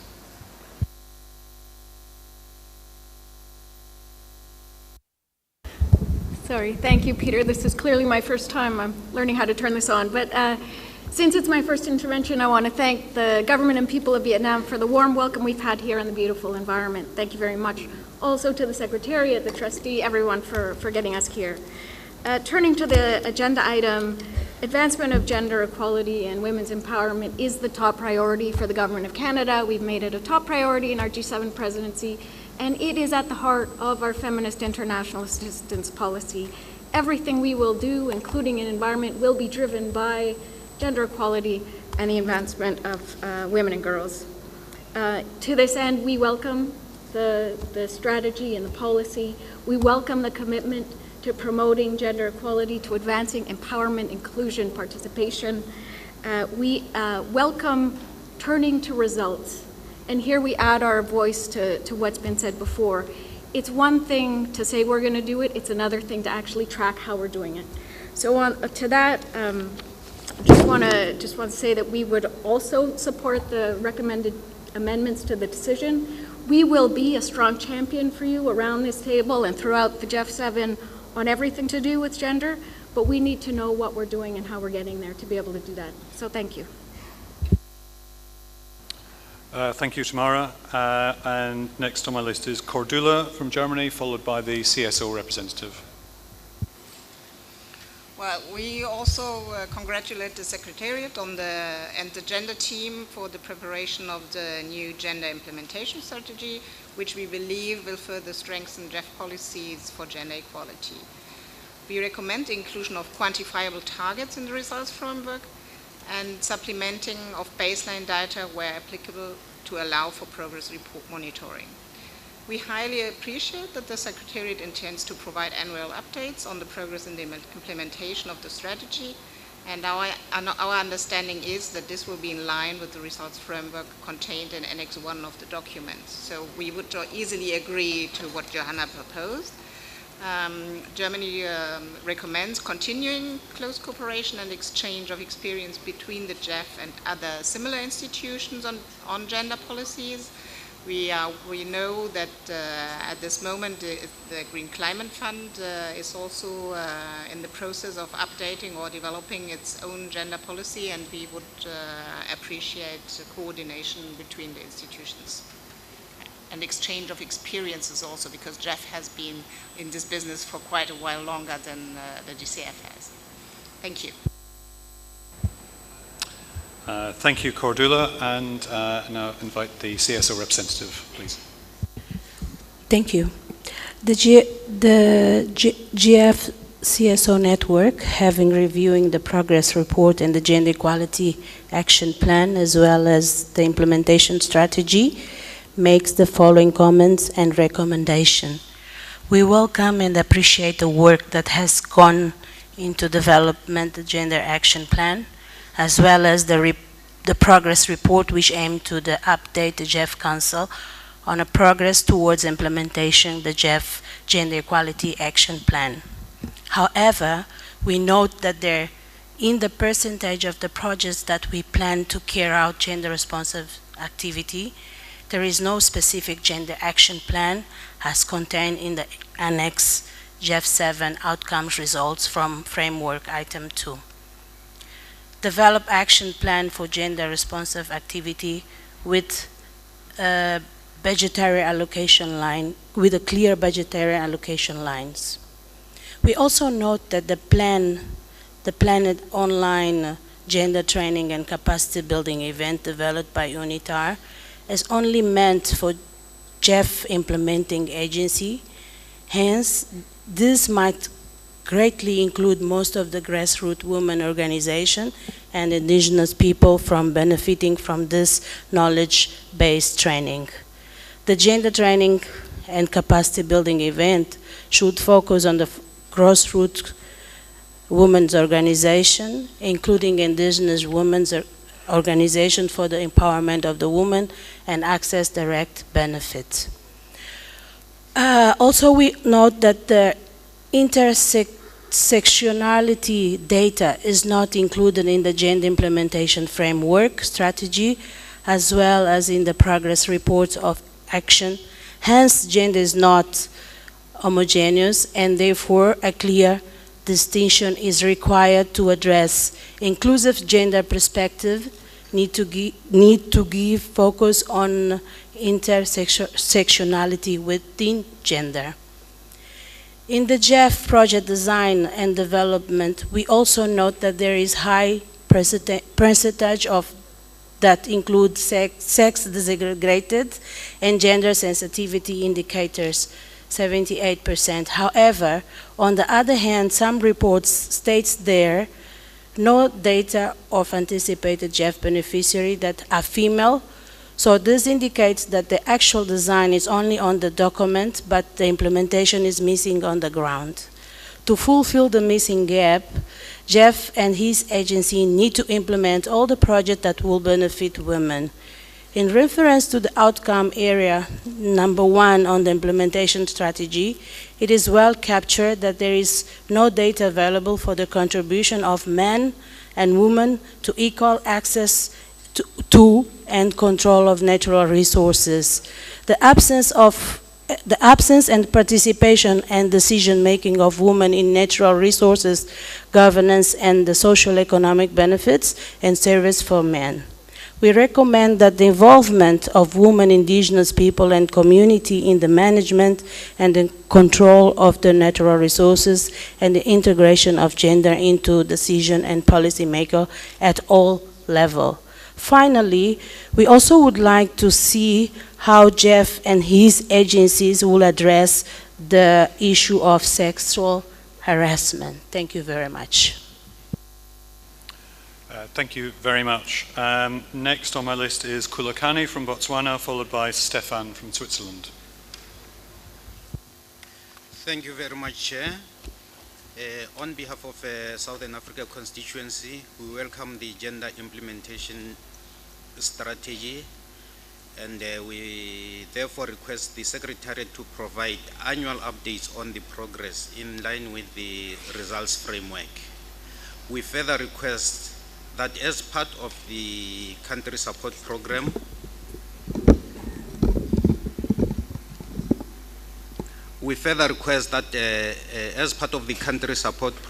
recipient countries should receive continuous training and awareness to ensure that gender issues are mainstreamed accordingly and their results are monitored and timely reported. Thank you very much. Thank you, Kulakani. Stefan, please. Thank you, Peter. Have to scoot up to the microphone. Our constituency welcomes the GEF Gender Implementation Strategy. We particularly appreciate the move from a gender-aware to a responsive approach. As others have mentioned, we encourage the GEF to utilize and urge quantifiable and quantify gender-responsive targets and indicators linked to the project level, because this is where the implementation strategy gets implemented. We also would encourage the GEF in the implementation of this strategy to consider applying a broader approach of social inclusion, which would also include discrimination based on ethnic or religious affiliation, age, class, etc. Finally, a remark on a more editorial that relates to the implementation. In para 22, it states that the GEF Council, the GEF Secretariat, and the agencies are jointly responsible for the implementation of the policy on gender equality. I believe the Council is not responsible for the implementation. We may give advice and we may oversee it, but the implementation is a matter of the Secretariat, the agencies, and the countries. And a last point, some others have referred to it, the sister organization, the GCF, is also working on a gender implementation strategy. And of course it makes sense if the two strategies are compatible, because ultimately it's the same countries that in similar areas, this is a little bit broader because it's not just climate change, but in similar areas that the practical targets that you have to fill out in your documents are compatible and that you don't have to learn two different languages. It certainly would facilitate the implementation of the strategy. Thank you. Thank you, Stefan. I have two remaining speakers on the list. Next, Aparna from India, followed by Yannick from Gabon. Aparna, thank you. Thank you, Peter. I welcome the strategy. I have only one suggestion, that is in para 15 of Action Area 1, where we speak of the efforts to promote gender responsive approach. Since we will be, GEF is a top-up or a additionality to ongoing projects or projects by various MDBs, will we be in a position to adopt the gender strategy of the MDB rather than imposing additional reporting requirements? Thank you. Like if you do a GEF with a World Bank project, World Bank also has a gender strategy. Would that be sufficient or not? Thank you. Thank you, Aparna. And finally on my list, Yannick from Gabon. Thank you. Thank you, Chair. As I'm taking the floor for the first time, on behalf of the constituency for Central Africa, we would like others, to express our gratitude to the government of Vietnam for their hospitality and to the Secretariat for the work performed. Given this initiative, we would like to congratulate you for this new strategy, and we would like to support this initiative on systematizing gender. We would like to request to take into account the cohesion of the plan of action with the numerous initiatives that were launched in regions and in different countries. So we would like to support this initiative. Thank you. Thank you, Yannick, and thank you for reminding us in your last comment of the general support that I think has been heard through all the interventions and comments. There are a few questions, however, and with that, can I ask Françoise to address those questions and comments that have come from the floor? Françoise. Thank you very much, Chair.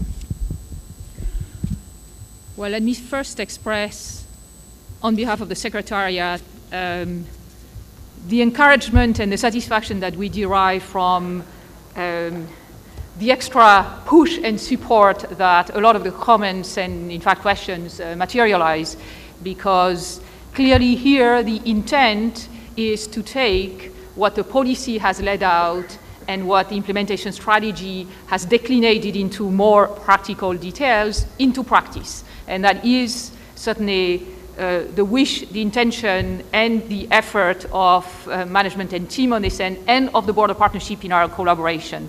This document has been elaborated with in very close partnership with agencies and with the gender working group, where we have made sure that there's a commonality of view across the partnership on implementation. So to the many comments and prompts that were taking us in the direction of clarifying and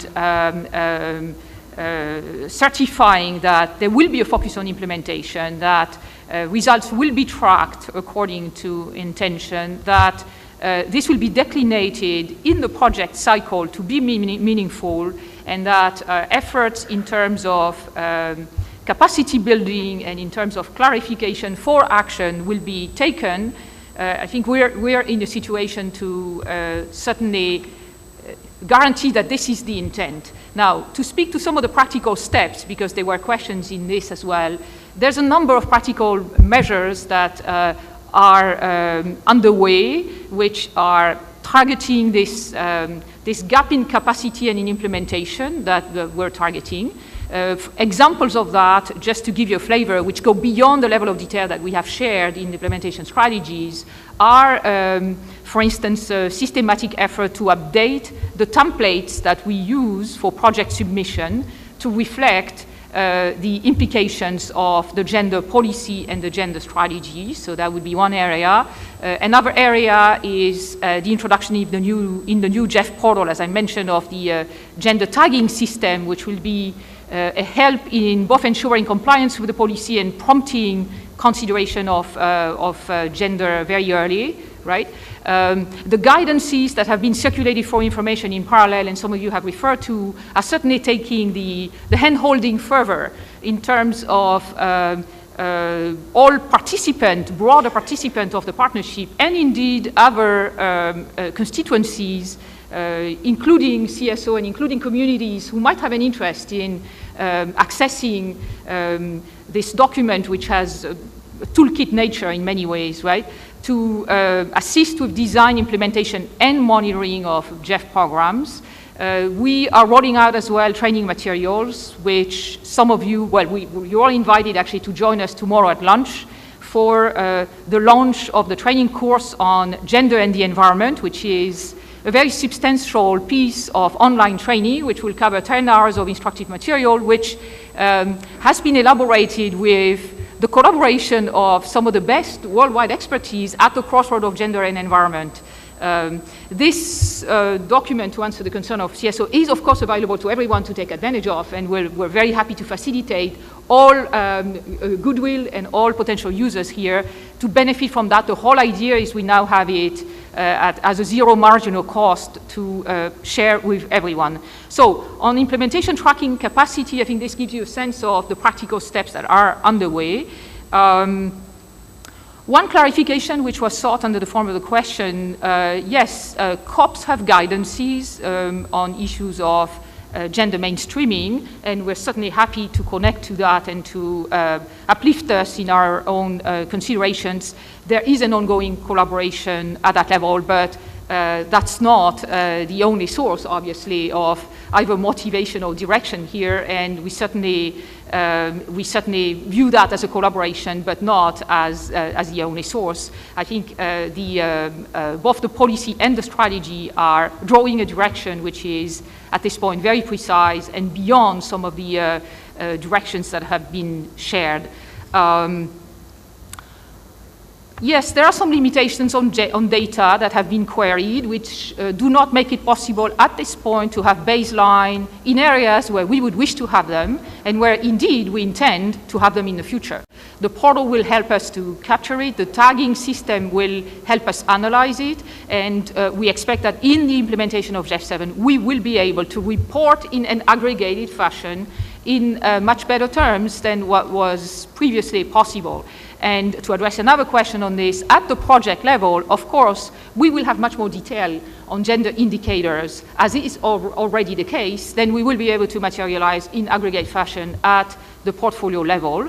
And we intend, through the tagging system, to be able to tap into the wealth of knowledge and learning that resides at the project level. In that process, let me also mention, in response to the question from India, that the collaboration has been very continuous with agencies to make sure that both the policy and the strategy is fully aligned with what the agencies are already doing, right? So we need to give them credit. We have benefited from their advice. I think it's fully compatible, and I believe that a good number of agencies at the project level will have further level of details that we will be able to access and share for purpose of learning. There was a question about whether or not the country support program will channel this knowledge and this ambition, and the answer is unambiguously yes. We, of course, intend to use the country support program to engage into an upstream dialogue with countries every time we can on what it will take to implement successfully this strategy. So this will absolutely be part of the approach.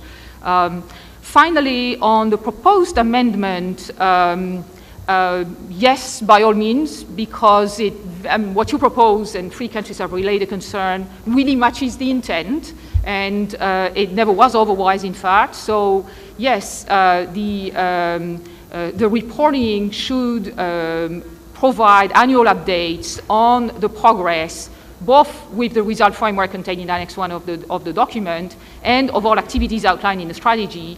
And we very much intend to use this annual reporting to give ourselves concrete targets and opportunity to measure the results of what we intend to change here. So I think under the control of NAUCO on this, the amendment is very welcome and matches the initial intent. Let me stop here. Thank you, Francoise. And I think we got one question about the sexual harassment case, and then what would be our response, or what kind of policy we do have. And I think there are 2 questions in it. One is on what as an institution that GEF is doing, but you also raised a question about what will happen that if some projects also do have some case of the sexual harassment. So let me respond. As an institution, as an GEF, this is actually the one clear case that we are very much benefiting from the fact that we were housed at the World Bank institution, because we are directly subject to the World Bank HR, human resource policy, which has a very strong component to make sure that we are related to the diversity, also the gender biased based discrimination, and including sexual harassment. So we are quite closely following what we are subject to those HR policies, which also lay out a lot of foundation that the resources like, for instance, internally at the GEF, we do have a respectable workplace advisors. We also do have a focal point of the diversity. So we have a kind of internal resources that where the staff have an opportunity to really discuss and raise those issues. We are, of course, more formally, the World Bank offered a lot of resources that are more like on a formal basis. So that I would say that we were kind of benefiting a lot of those resources that already set up informally and also formally. And I think that we have seen quite a significant step up the efforts and actually led by the World Bank, kind of waken up by the Me Too movement. And so I have seen the series of workshops and gathering to actually raise an awareness, and whenever case happens, and this is the policy, this is the place to go, kind of thing. In terms of the agencies, actually the projects that so far, what I think we have been doing it whenever, I haven't really seen that in a project case yet, but whenever our implementing agency is, if there is a report of the sexual harassment case about an implementing agency, which I think that very recently there is one case and which is very widely reported, actually globally reported, we always have a conversation and a dialogue with those agencies and to understand what is their approach and what is their policy and what we could actually learn from those cases. So it's a kind of a dialogue with agencies, and we will continue to do it whatever opportunity or whenever needs arises. All in all, I think we, as a management, strongly commit to make our place as a, there is no gender-based discrimination. There is to be a very strong focus to maintain or explore the diversity, so that this is basically our commitment to you, the GEF family. So let me stop here. Thank you, Naoko, and thank you, Françoise. In that case, colleagues, what I propose to do is to read out what I think we believe the updated decision is, and just to note that that text will be included in the joint summary of co-chairs, and that will be circulated for discussion on the last day before adoption.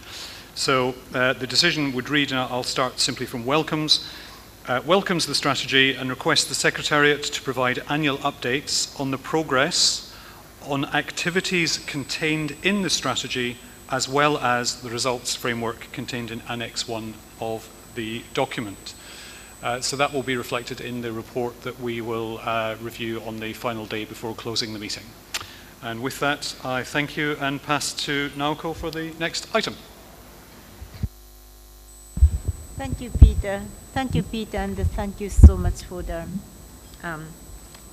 adoption approval. Okay, let's move on to the next agenda item, the number 6. It's about updated co-financing policy, which was quite an important part of the policy agenda going forward. And I would like to invite Françoise to explain our the policy going forward.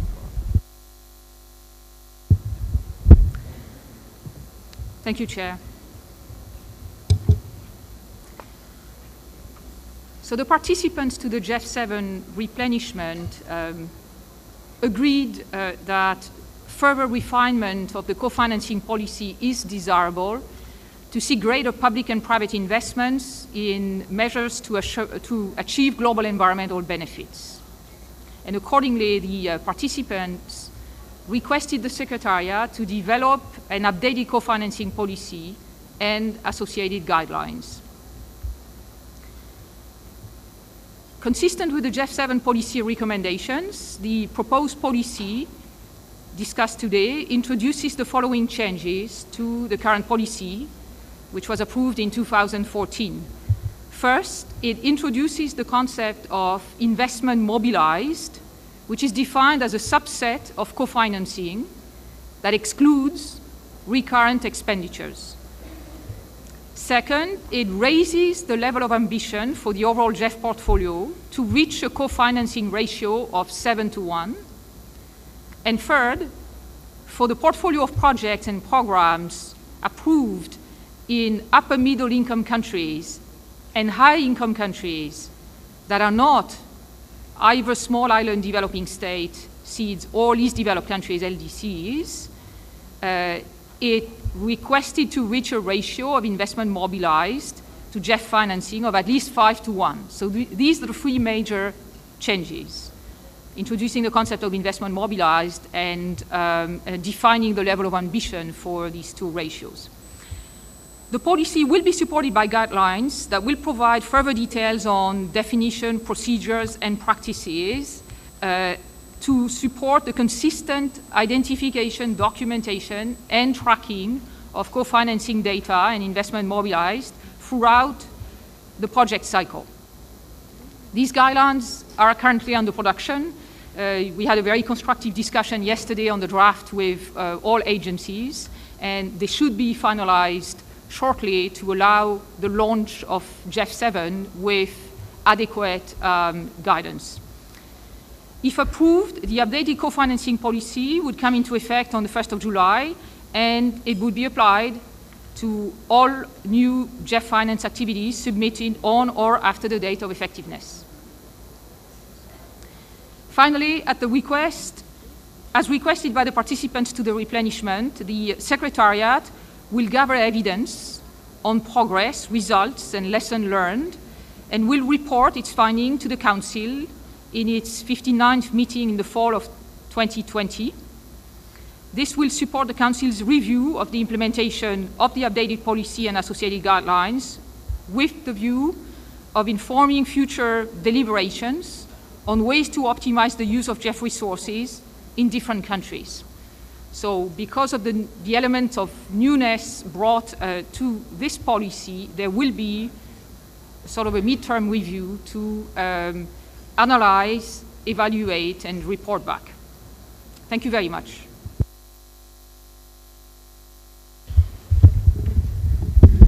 Thank you, Francoise. So let me open the floor for your comments, the observations.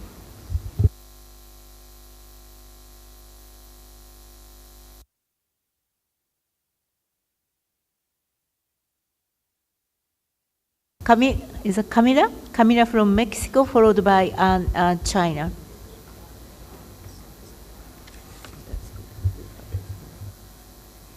Ya que es la primera vez que tomo la palabra, quisiera sumar. First time that I am seeking the floor, I would like to thank the government of Vietnam for the organization of this meeting, and having been the host country of the previous meeting, we understand what entails to hold such a meeting, and we would like to thank you for the efforts undertaken so far. In terms of the constituency of Costa Rica, Salvador, Guatemala, Mexico, Panama, and Venezuela, I would like to recognize the efforts undertaken by the Secretariat and all other colleagues for the hard negotiations undertaken for these outcomes. Now, in relation to the co-financing policy, I have to share a number of concerns and requests that we have also mentioned in previous meetings. Firstly, we would like to seek further clarity from the Secretariat on the definition and the guidelines that are to be considered as investment mobilized beyond what is considered as recurrent expenditure.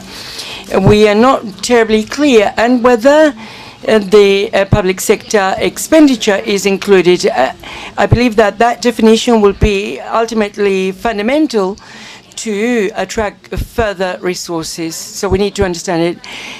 On the other hand, we are concerned with a very specific highlighting or mention of certain countries in the documents that you have mentioned, that it is expected that they will have a higher level for those upper income countries. We had already agreed at the Stockholm meetings that we were not going to particularly identify those countries, but that we were going to establish a global target for all alike, and that we would monitor this throughout time.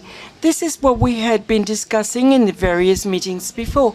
So we do not believe that there should be differentiations to be made on the basis of country per country. Thank you. Thank you so much. And let me call on Mr. Wan. Thank you, Noriko.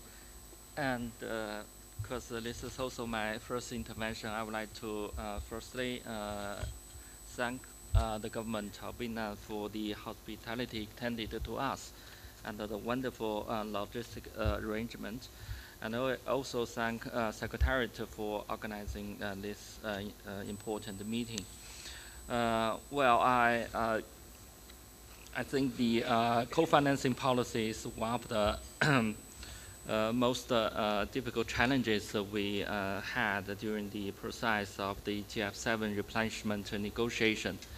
But you know, I agree that with the joint effort of our partners and the stakeholders, we finally come to the very good result.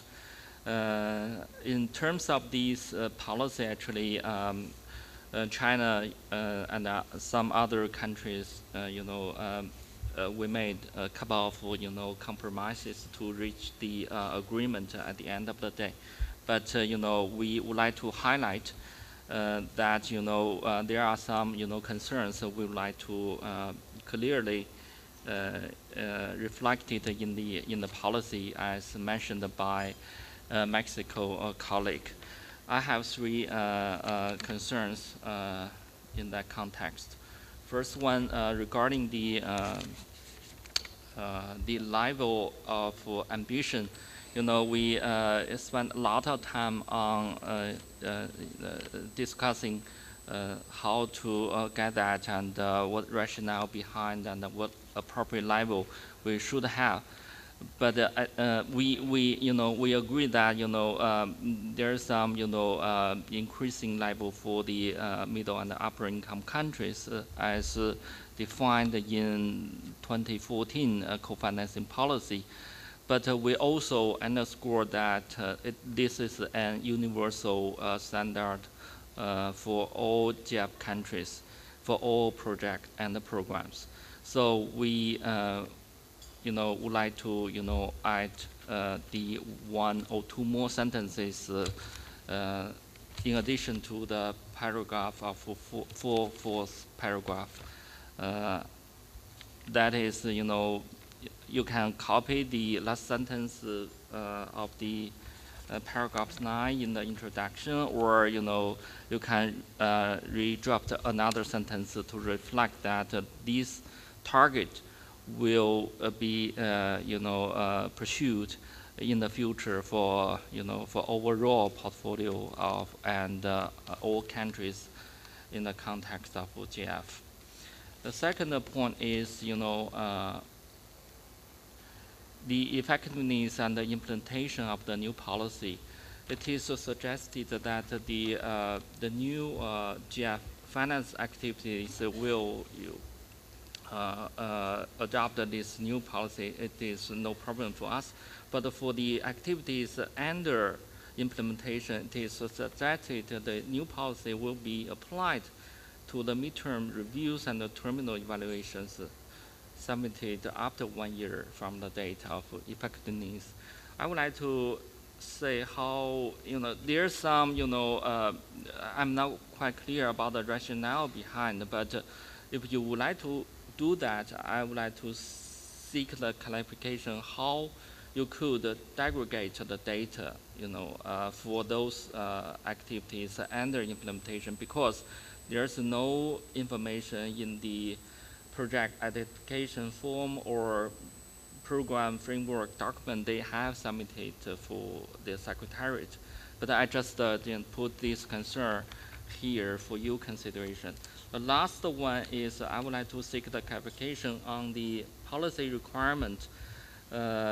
In paragraph 7, it is said the co-financing is required for all GEF finance full-size project, medium-sized project, and programs.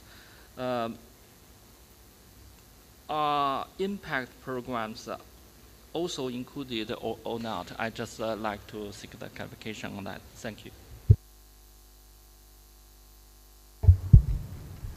Thank you so much, Mr. Wan.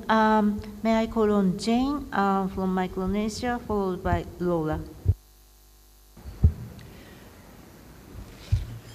Thank you, Madam Co-Chair. I want to thank the Secretariat for this important paper. First, I wish to congratulate the GEF Secretariat and the wider GEF partnership, particularly the recipient countries, for their joint efforts in exceeding the co-financing portfolio target in GEF 6. We view the policy update for co-financing as necessary if it helps us to repeat the high performance we saw in GEF 6. The introduction of investment mobilized is a new concept to us, but we note that this essentially will exclude recurrent expenditures, and thus there may be merit to explore how this may impact countries with limited co-financing options. Thank you. Thank you, Jane. Now may I call on Laura, followed by Manrique. Laura, please.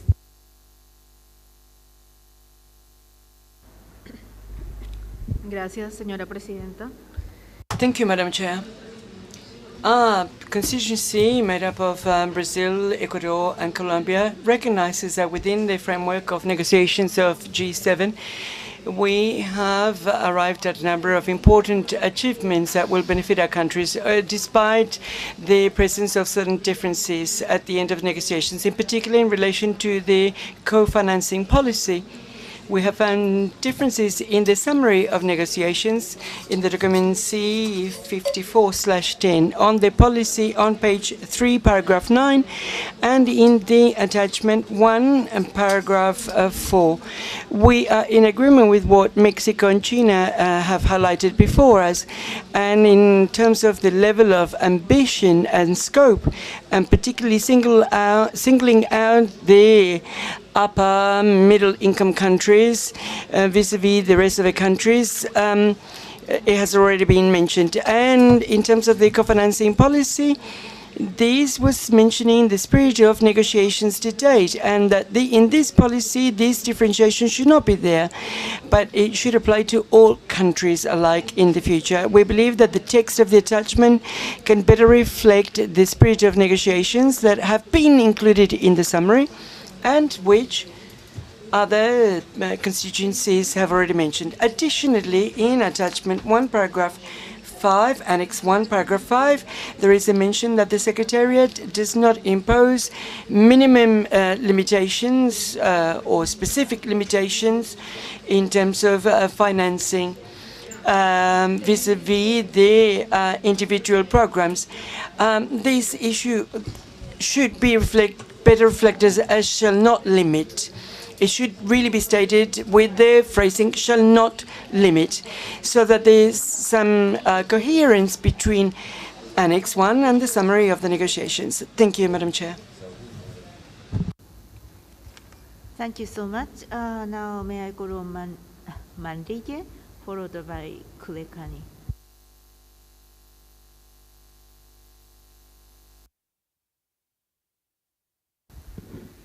Muchas gracias. Thank you very much. Naoko. We would like to welcome this document on the updating of the co-financing policy of the GEF. We would like to echo the comments we have heard by the two representatives of constituents from the region, Mexico and Colombia, in relation to the concept of mobility funding and the level of countries in terms of their incomes. Now, in terms of the first concept, we do not believe that it's very clear and requires further elaboration and clarification, both in terms of its definition as well as the limits or thresholds that it should have in practical terms. Now then, in terms of the income concept for the countries, we have heard two observations. Generally speaking, categorizing countries depending on their level of income is not an agreement with the classification or with the language, rather, of classification by the United Nations. We would like to recall that GEF, in due course, has helped countries to comply with UN conventions and agreements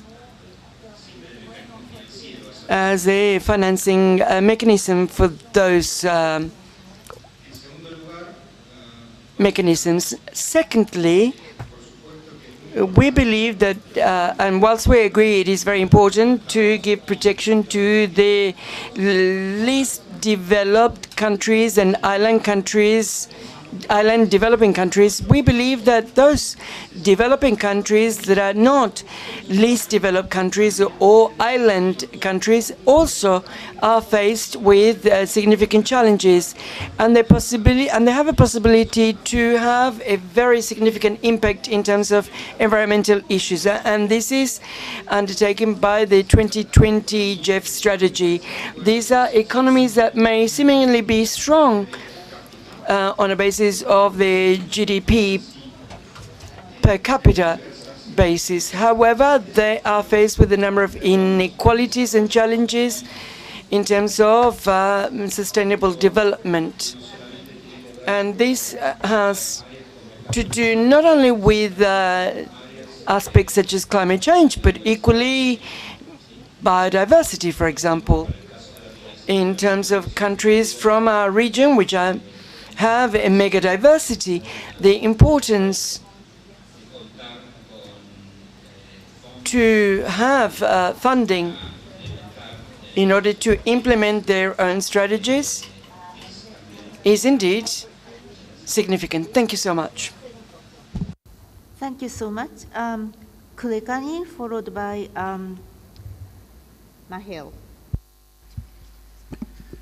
Thank you very much, Chair. My constituency, Southern Africa, has noted the policy. However, we are having some challenges in understanding the new proposed updated co-financing policy. To us, as we were considering it, that it has added an unnecessary layer of requirements which goes beyond just the convention guidance. Some of our constituency members are affected by the proposed policy.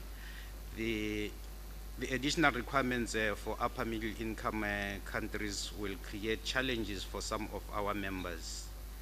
We know that the removal of recurrent expenditure from the definition of investment mobilized will also be one of the challenging aspects for our members going into the new funding cycle.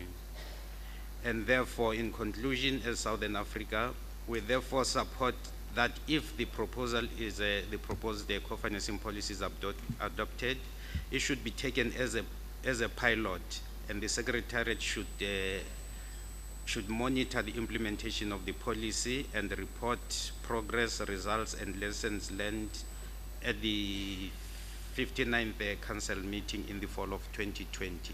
I think this was already been catered for when it was mentioned that there will be a midterm review of this, and we do welcome that decision. Thank you. Thank you so much. Now I want to call on Mahel, followed by Jeffrey.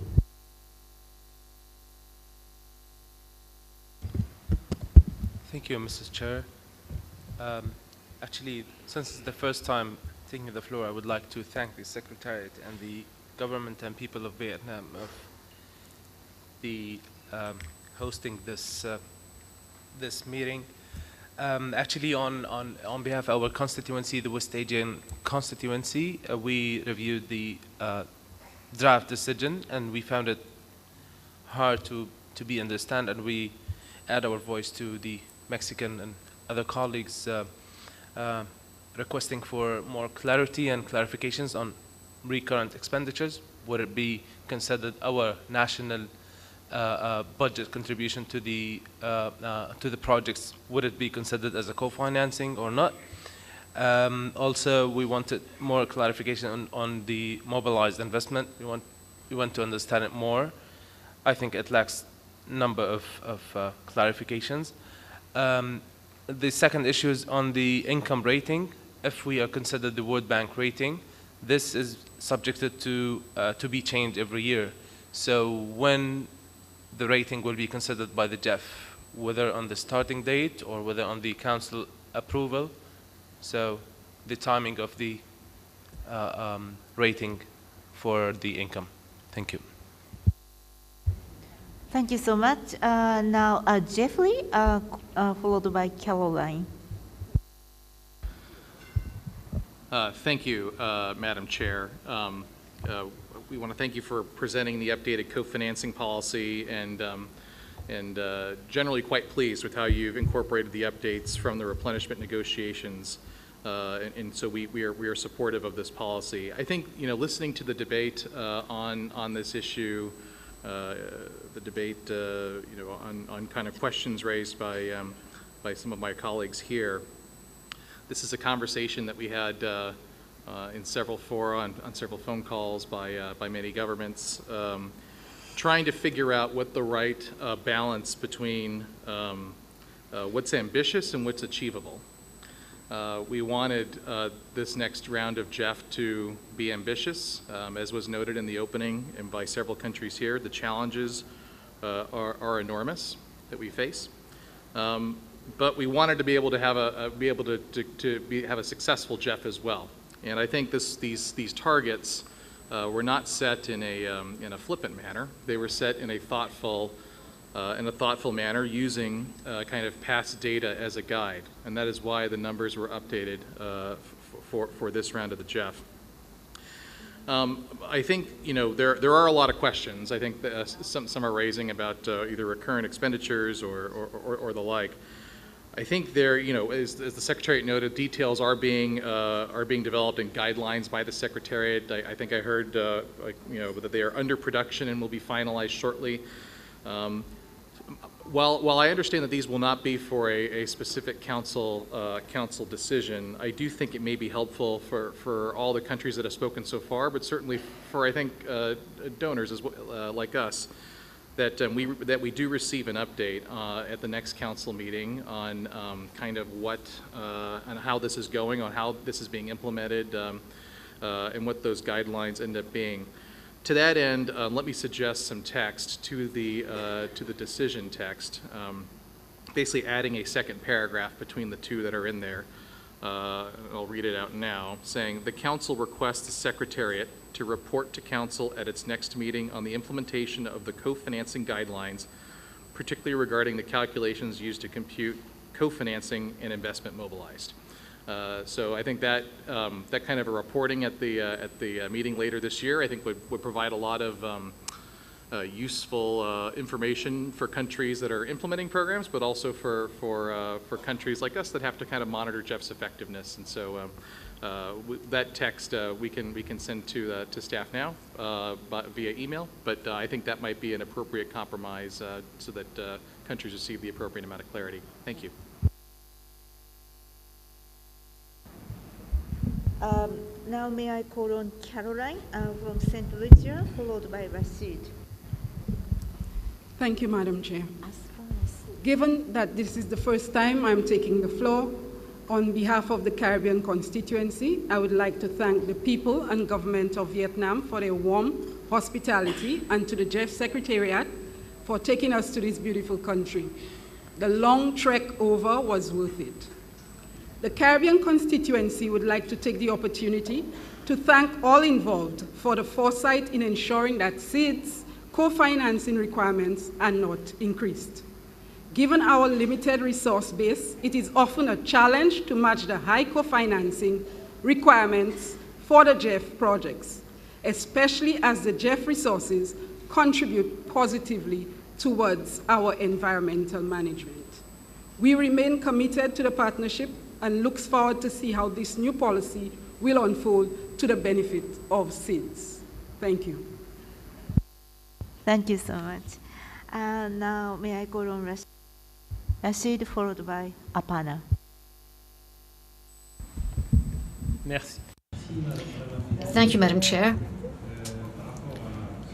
As concerns this item of the agenda, which concerns our North African constituency, first of all, we would like to underscore that co-financing is essential for a project's success because, first of all, it ensures the involvement, the ownership of projects through the private sector. However, we consider that it must not be seen as a requirement when the project is being considered, particularly for innovative projects for countries.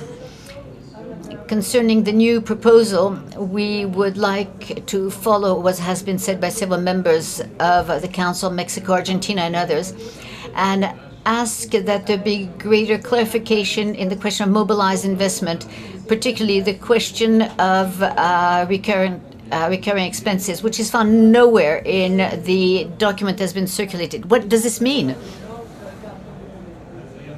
We also would like to point out that it would be difficult for countries that are considered, quote unquote, middle-income countries, which for us is still a matter open to discussion, to support the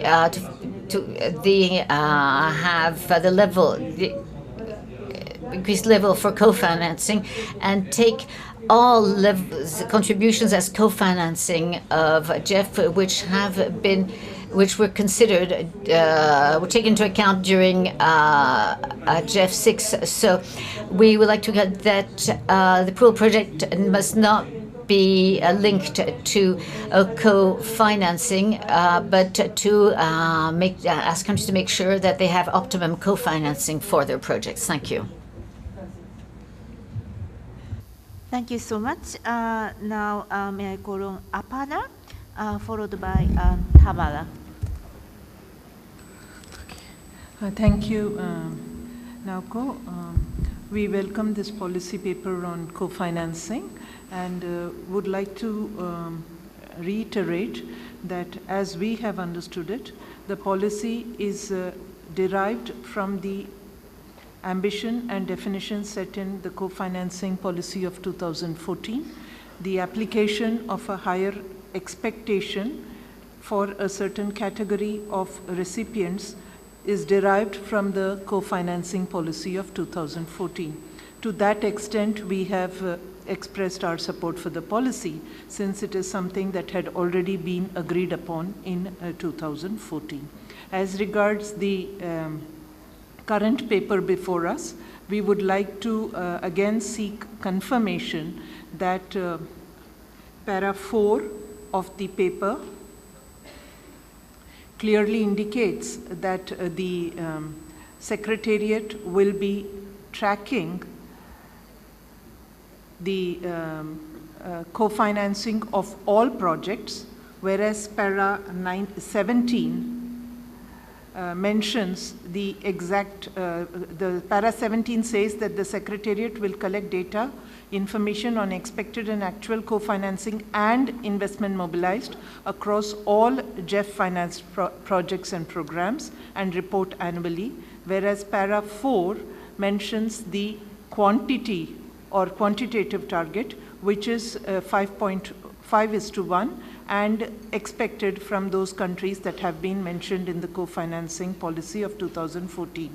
As I understand, and I would seek confirmation on this just for my clarity, this is a direct translation of the decision made and reflected in para 9 of the policy paper on the basis of the discussions in the replenishment meeting, where para 9 clearly says that the ratio of investment mobilized to GEF financing is monitored across all countries, and for the portfolio of projects and programs approved in countries subject to expectations for greater co-financing, the ratio would be admitted. So if this could be confirmed to me that this is a direct translation of what was agreed upon in the replenishment meetings, that would be helpful to us. We would also like to record that our constituency has discussed the higher expectation of co-financing of 7:1, and we would like to point out that with the reduction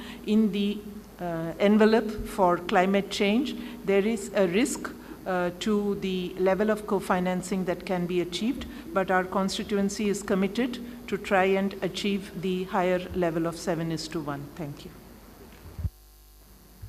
Thank you so much, Abana. We will clarify later. May I call on Tamara, followed by Marita. Thank you, Chair. For the purposes of expediency, we'll just second the request made by the U.S. to add some language in the decision text. We think that's a great compromise. And we also were really pleased to see that the policy requires its clear requirements to track and report, because we really think having evidence is the best way to make decisions moving forward. So we think we'll be able to make more informed decisions on a variety of matters moving forward with this evidence. Thank you. Thank you so much. And now may I call on Marita, followed by Ali Unchur. Thank you, Chair. Sweden would like to support the proposal, even though we would have liked to see a higher level of ambition. We think this is a good compromise that we managed to reach during the replenishment negotiations.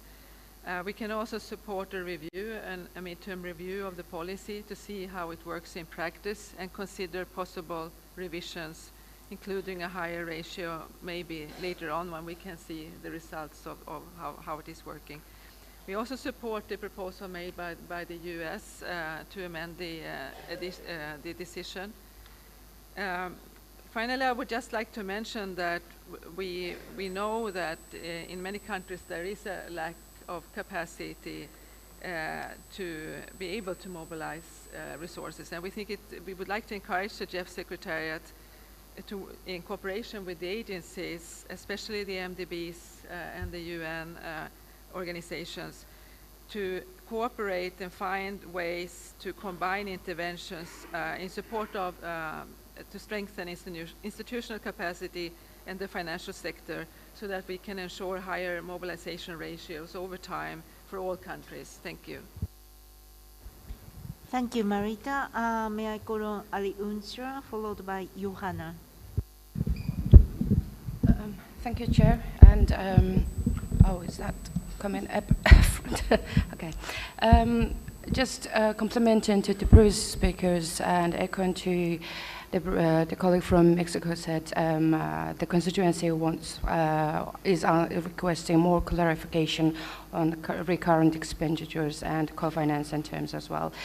But generally speaking and conceptually, the constituency is supporting the idea of the ratio of co-financing, because I think it is about the country ownership, and also it is the way to strengthen the sustainability of the outcomes of the project and programs, and also to reach the common goals ambitious common goals we are trying to achieve here. Thank you. Thank you so much. Now, the Johanna from Finland, followed by Munenari. Thank you very much, Chair. We welcome the proposal, which is in line with the outcome of the replenishment discussions, and therefore support the adoption of the draft decision. We note that in GEF 6, the committed co-financing already exceeded the ratio proposed now. Therefore, we expect it to be implementable. We also agree that countries with better resources and capabilities should continue to make efforts in this regard. From our point of view, the new concept of investment mobilized could be further clarified to ensure that all stakeholders understand it in a similar manner. Will this be done in the updated guidelines, and when will these be presented to the Council? Thank you very much. Thank you so much. Now, may I call on Munenari, followed by Stefan. Thank you, Madam Co-Chair. Since this is my first intervention, let me join other previous speakers in thanking the Vietnamese government and the Vietnam people for hosting us. And I would also like to thank the Secretariat and the World Bank for working on the preparation for this meeting. And on the co-financing policy, I understand that this is one of the most heatedly and extensively discussed issues during the course of the GEF 7 replenishment negotiation. And the new policy presented here presents a highly delicate balance across different interests of many donors and many countries. And given that background, I think that the new policy should be adopted as it is. At the same time, given the importance of this new policy, I support the US proposal to request an update on how this new policy and the guidelines will be implemented. Thank you. Thank you so much. Now, may I call on Stefan? Thank you, Madam Chair. We are supportive of the proposed co-financing policy.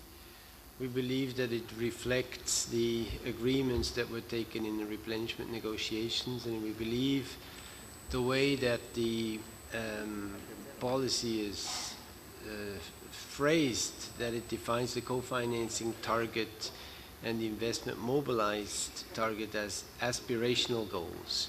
And as our colleague from Finland just pointed out, the targets were actually achieved and overachieved in GEF 6, which gives us a certain comfort that they are reasonable and they are doable and implementable. We are particularly supportive of the stipulation that the new policy will not be imposed in the review of individual projects or work programs. So it's an overall target over the whole of GEF 7 and not applied to individual projects. And I think that's very critical. The recurrent expenditure is indeed something difficult. We noted, by the way, that there is no definition of it in the paper, while many other things are defined, that one not. Maybe because it is so tricky to define, you left it out. In our constituency, we heard our colleagues say that this may be difficult if it is defined in a very narrow sense, or in a very broad sense, I should say. So we believe that there is some merit to include funds that come regularly from a budget in support of activities that are financed by the GEF. If I remember the discussions that we had on impact programs where we tried to find new approaches, one of the arguments that was also brought forward was the one that we have to design projects so that they better match with what is done in the countries according to their national priorities. And of course, that's all linked to their budget system. So while we don't want to count everything into co-financing, we have to have a certain selectivity, but it is clear that if a country X puts budget resources into implementing its national biodiversity strategy, this is something that should definitely not be excluded ex ante. The devil is in the detail, so that will be a particular challenge of the monitoring exercise. And we also, of course, like others, look forward to take a step in the middle and examine, so where do we stand with this new co-financing strategy. But overall, we all said we want to be ambitious, and the ambition, one of the ways to measure it is the co-financing and the investment mobilized. So let's keep that in mind too. Thank you. Thank you, Stefan. May I call on Jos from Belgium? Thank you. The last couple of speakers have said a lot of the things that I was planning to say, so I can be a bit briefer. I'll try to. We all agree to make of this replenishment as successful as possible, with the policies, with the strategies, with the money, and so we fully understand that the co-financing is an important element in that, and we should also be ambitious in that. So far, so good. Whether we need to be as explicit as we are, I had the same remark 4 years ago when we first set the 6-to-1. I'm still not clear, not convinced that that is the best way, but I see the point in setting a level. What Finland said is very clear, and was even clearer last time round. We were way over the 6-to-1 already. So why are you putting a ratio as an ambition that you have already achieved? And the same is, I think, more or less true for this one. But okay, I'm not going to oppose anything. I just also note that we have a second, now a subset, and the target. I agree with many here that, and especially with Stefan, you didn't define anything more than what we saw in the replenishment process, recurrent, non-recurrent expenditures. So I'm asking myself, if I put myself in the position of a recipient country, so the points that Stefan made, the in-kind contributions that we know are always there, very necessary to have a GEF project be successful. Is that included, excluded? It's certainly not clear. Now, if it is not clear for this council, but we are willing to go ahead and we will get the guidelines, and also I join Finland. I would like to know as soon as possible when we are going to have those guidelines. But because if we're not clear here, I'm thinking second half of November, first half of December, when we have a CBD COP and the climate summit. Maybe in 2 weeks' time with the subsidiary body meeting of biodiversity already. So if it is not clear here, it's going to be completely unclear for the parties to the conventions, to which this is directly, of course, of importance and of practical importance. So I'm making a request here that you still are working on your reports to those conferences of the parties, which as a financial mechanism you have been doing every year, or climate change, or every 2 years, biodiversity. If you could please try to be a bit more explanatory in those reports on this issue, because I know that 4 years ago, since I'm dealing with this in all the conventions, it was every time in each convention a big question mark and an additional guidance to clarify and so on. So if we can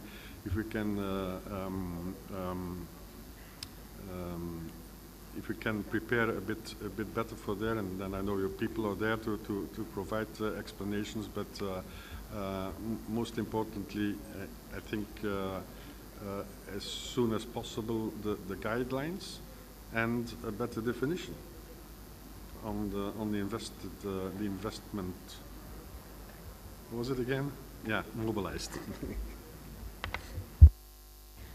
Thank you, Jos. And before we move on, I just would like to thank you that, for you always being a big supporter of the GEF at those COP meetings.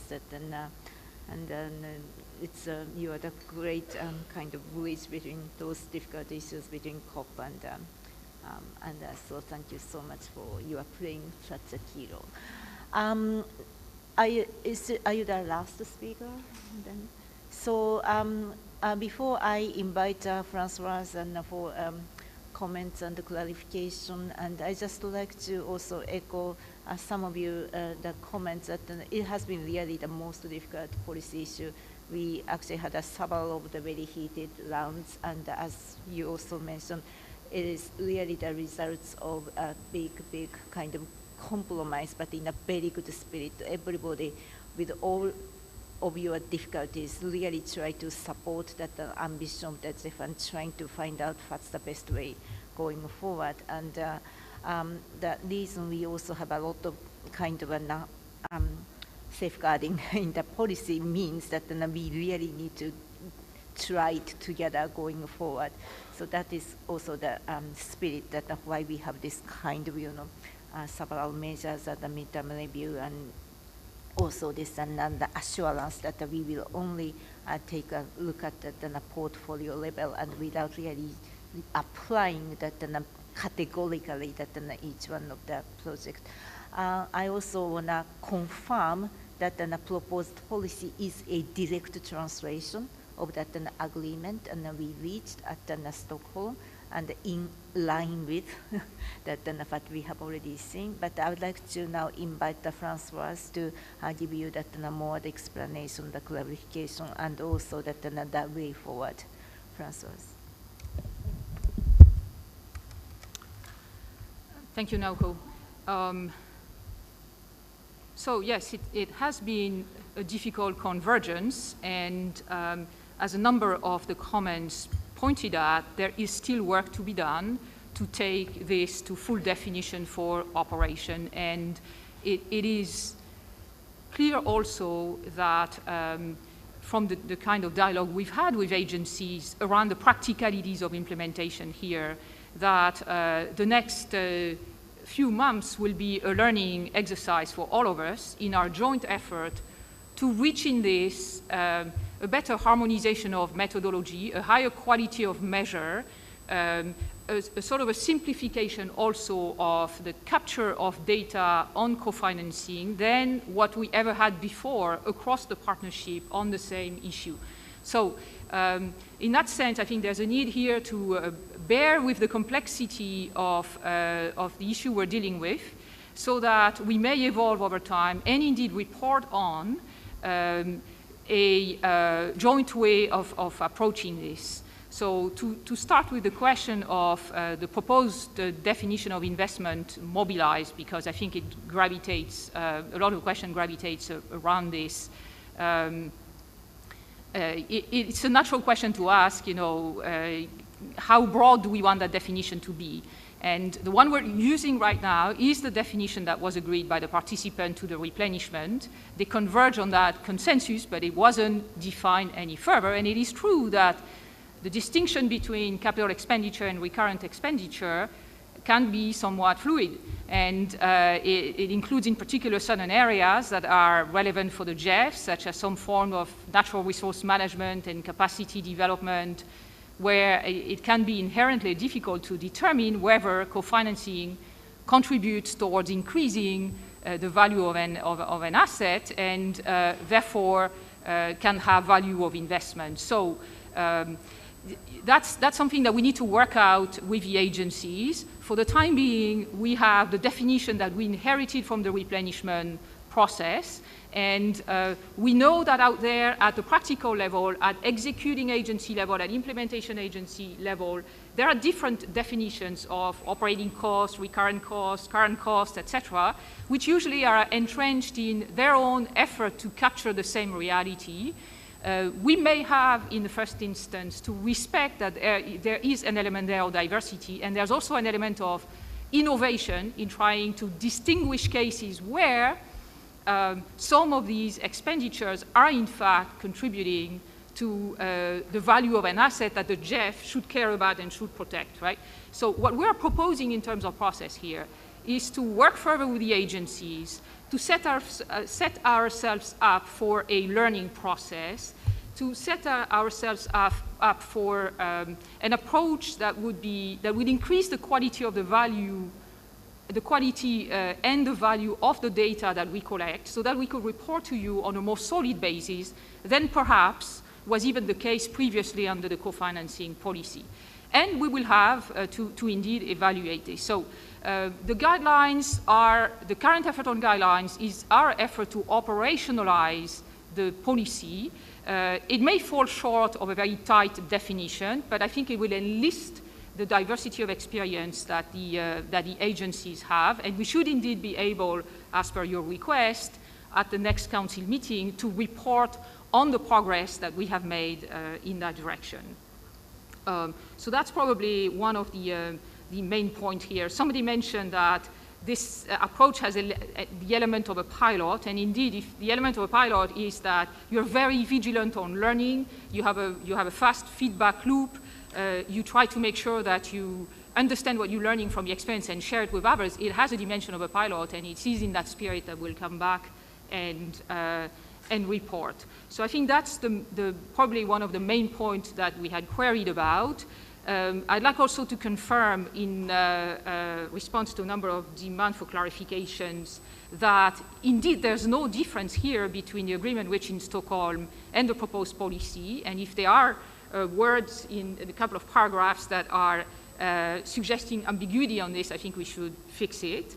I also confirm that the targets are indeed aspirational and in nature. This is a very clear agreement of the replenishment process and uplifted in the policy itself. I also confirm that in practice we have analytical evidence that they've been achieved before. Some of the comments pointed in that direction, so there's an element here of feasibility. I'm also confirming that as per the policy, I think it's explicit there, but the question was asked, that the targets do not apply project by project, and they do not apply at approval time as a prerequisite or a precondition for a GEF project to move ahead. Therefore, we should expect that the joint goal that we contract together is one that applies at the portfolio level and defines a level of ambition that matches the donor's request to see their funds reach a broader footprint to the extent feasibility will allow. Let me stop here for now. Yeah.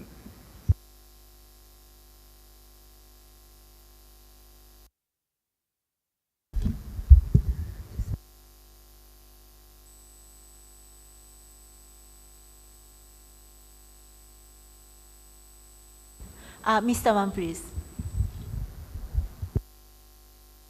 So I just would like to ask one question. Would you like us to endorse the policy now or until you give us the guidelines next time? Sorry, Mr. Wan, can you repeat one more time? Yeah, would you like to have us to endorse the policy now or until next time when you give us the guidelines? Okay.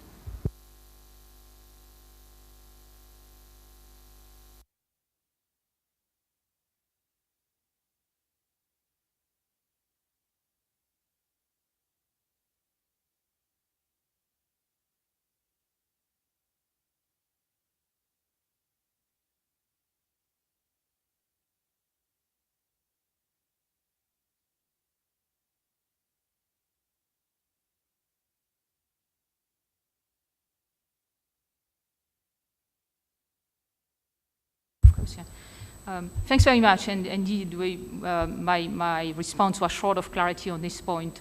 The proposal made by the US that we would report, in modification of the proposed decision, that we would report at the next council meeting on the implementation of the guidelines, which would have been, of course, issued in the meantime, is one that makes a lot of sense for the Secretariat, and we certainly would support the insertion of that change. So we would approve the policy now and would report back on the implementation of the guidelines in short order at the next council meeting.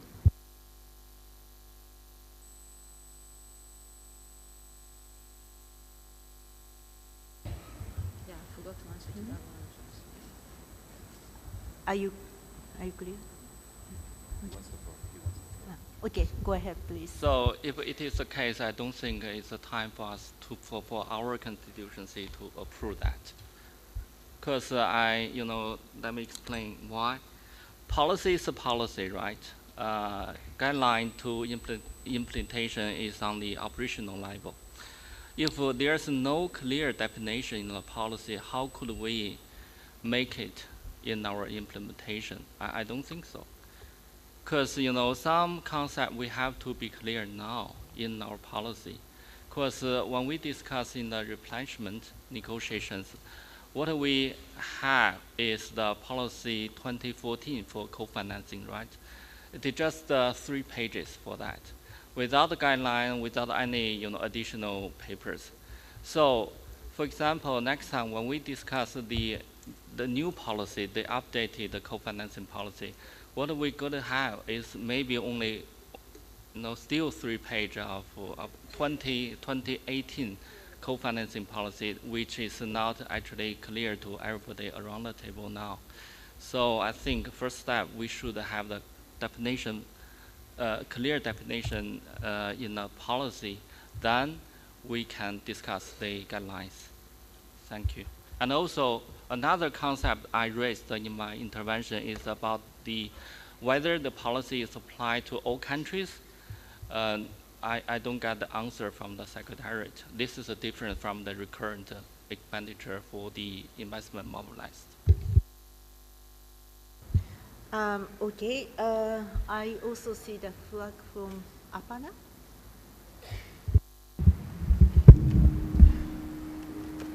As we had discussed at length, and I also had the opportunity to participate in those discussions, as I have understood it, investment mobilized is a subset of co-financing. Co-financing, again, as I have understood it, and I am subject to correction, includes any financial expenditure done to support a GEF project that has been defined. So what does it include? It includes public spending and private spending. It includes spending in cash and in kind. It includes capital expenditures and non-capital, that is recurrent expenditures. It includes as I said, the public and the private. Investment by its very nature, possibly, at that time, the discussions which we had held, there was a move to exclude expenditure in kind from the investment mobilized, which several members had found a matter of concern. So as I now understand it, expenditure in kind is included, government financing is included, private sector financing is included, only recurrent expenditure has been excluded.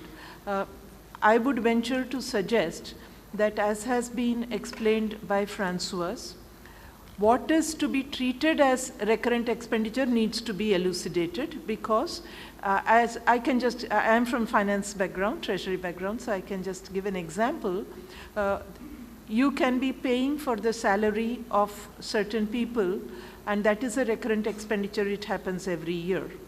But if you are making a payment as a government for training or capacity building, you are going to have new training programs every year. Would you treat them as recurrent? Whereas the salary for the same employee over the years, or his pension contribution or stuff like that, that is clearly recurrent expenditure. This kind of clarification will be helpful. So I don't find the definition problematic. What I find is the clarification of what GEF will treat as recurrent and non-recurrent is possibly where we require more clarification. Thank you. Thank you so much, Ivana. May I call on Camila? Coincido con los colegas de... I agree with my colleagues from China and India. As far as we are concerned, to adopt something without knowing exactly what it refers to is rather complicated. Unofficially, we've asked for this information and we've had different explanations. So it's essential for us to understand what are recurrent expenses, because many of the things that we contribute to co-financing are from our government budgetary allocations. As India was saying, if these are recurrent or not recurrent, if we're not going to include them, okay, I agree. But there is also a question of capacities that we consider as essential to this co-financing agreement. On an informal basis, we've said that yes, or we've been told that that was not going to be excluded. But without having this made quite clear, without having clarity on this issue, we are worried. We are worried what would happen in the future, because we really don't see how we could meet these goals of co-financing. Thank you.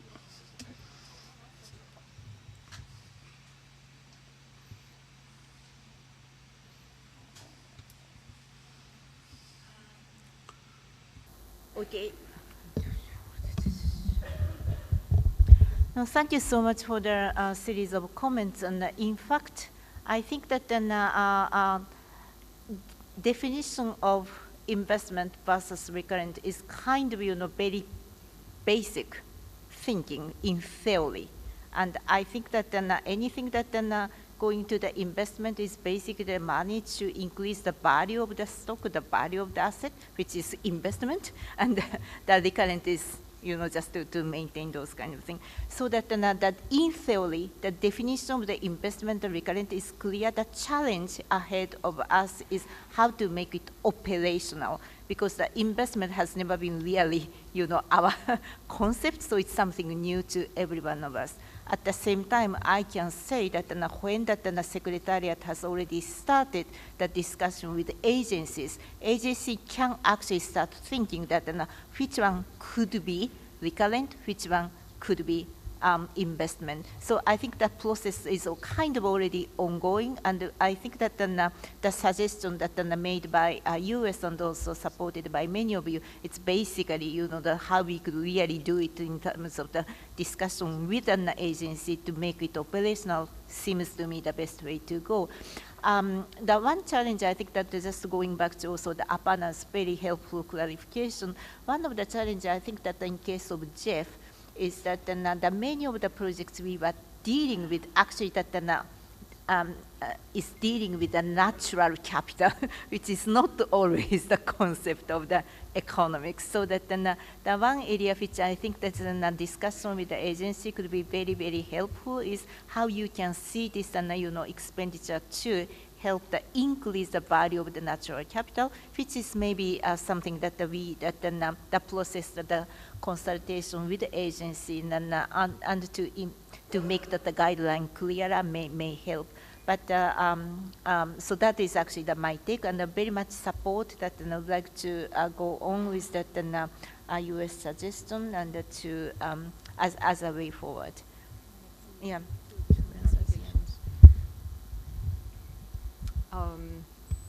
An additional clarification, because we haven't answered the question from China.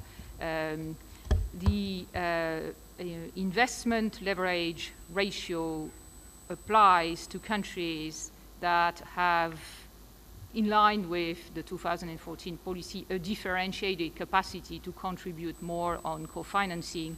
But as pointed out by Aparna, but this ratio will be monitored for all countries, will be traced and monitored for all countries.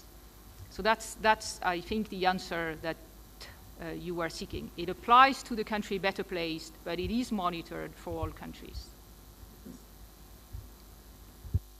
There also I would like to just clarify, the word used is not monitored. The word used is that the GEF Secretariat will collect the data for the investment mobilized. Thank you.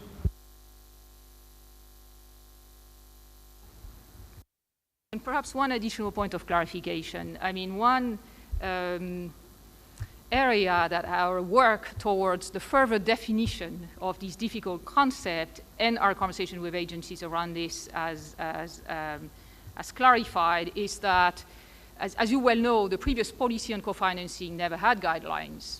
And therefore, when it comes to definitions and to choices made by agencies according to their own system or the systems of the executing agencies that they're working with, etc., there is a very broad diversity of experience there. So what the guidelines are endeavoring to accomplish above and beyond the effort to take us further in the definition of these difficult concepts is at least to already clarify and harmonize the use of all the other definitions that we should have and haven't had, and which I think have introduced some noise in the data.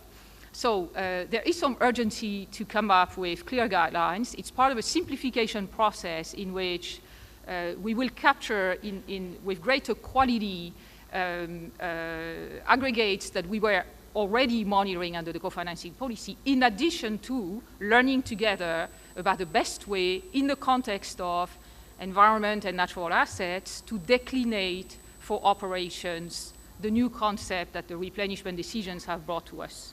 So there's an immediate benefit to the finalization of guidelines, which is covering all the other concepts, and on this one, through initial consultations, we have reached a fairly easy consensus. So I think there's great benefit to be materialized fast on this. Yeah.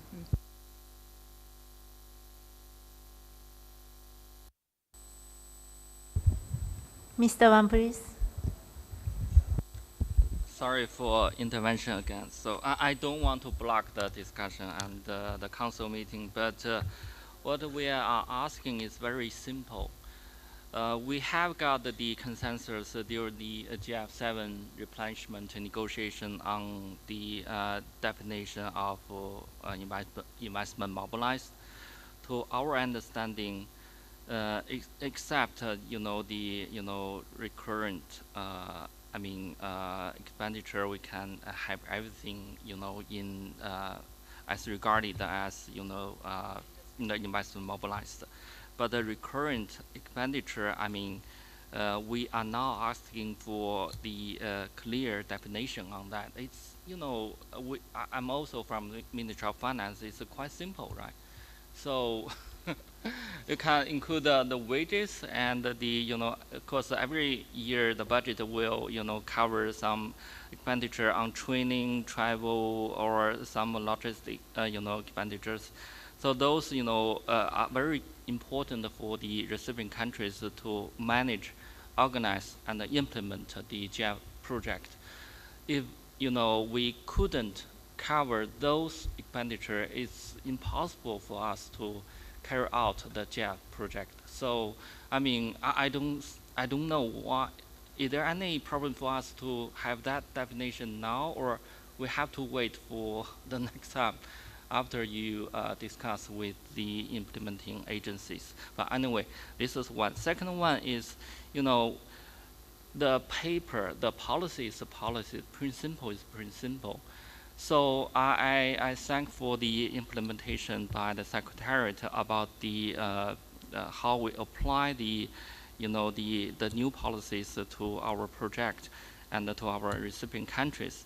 You can monitor the data, during the midterm review or during the evaluation every year, but in the policy itself, you have to make it clear that this policy will be a target to all of the countries in the future, as mentioned in the introduction of this paper. This is what we got from the negotiation. If it is not clearly mentioned here, I would like to, wonder whether there's other interpretations behind. So I'm not asking additional or something new. I'm just asking to repeat what we have said in the negotiations. Thank you.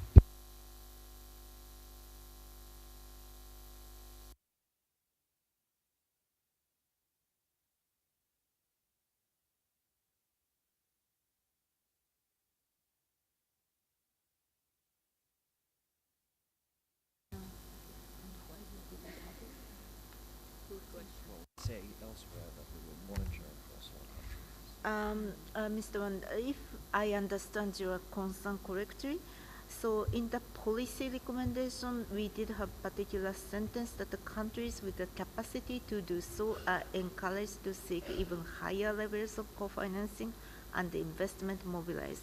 It is noted, however, that over time, all countries should seek to mobilize greater investments. So that is the language actually you think that they're missing.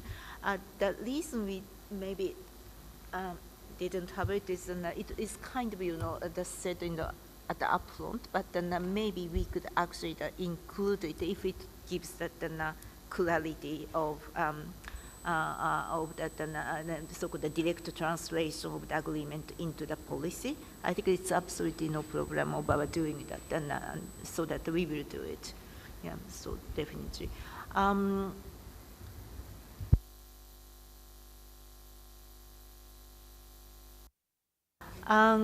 About this definition thing, again, that I kind of, okay, I am also from Minister of Finance, right? To me, in theory, this distinction between recurrent and investment is very simple and very fundamental, and it's very clear. To me, the challenge is really operationalization of it, because it's new to many of the countries and agencies and how to do it in the GEF's context.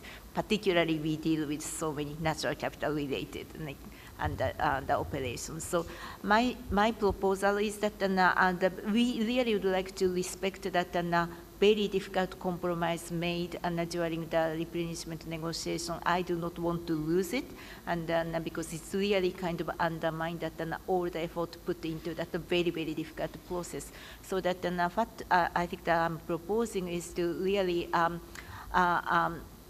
get on that the proposal made by the U.S. recognizing that you know, the guideline is the right place to make sure that to make it operational, and also to see that in the next council that if we are making a good progress or not. So that is my proposal to this council, and I would like to seek your understanding on that.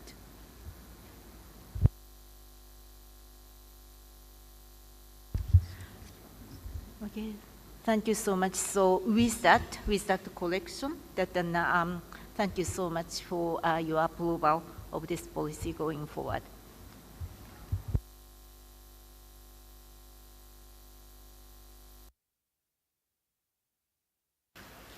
Thank you very much. So with this, we end the morning session.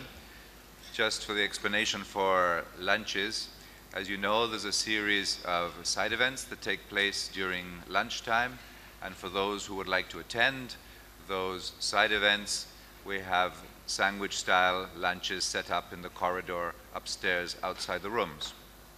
Everybody else is invited to use the buses to go back to the Furama Hotel, and in the Indochine restaurant there will be a buffet open for everybody there.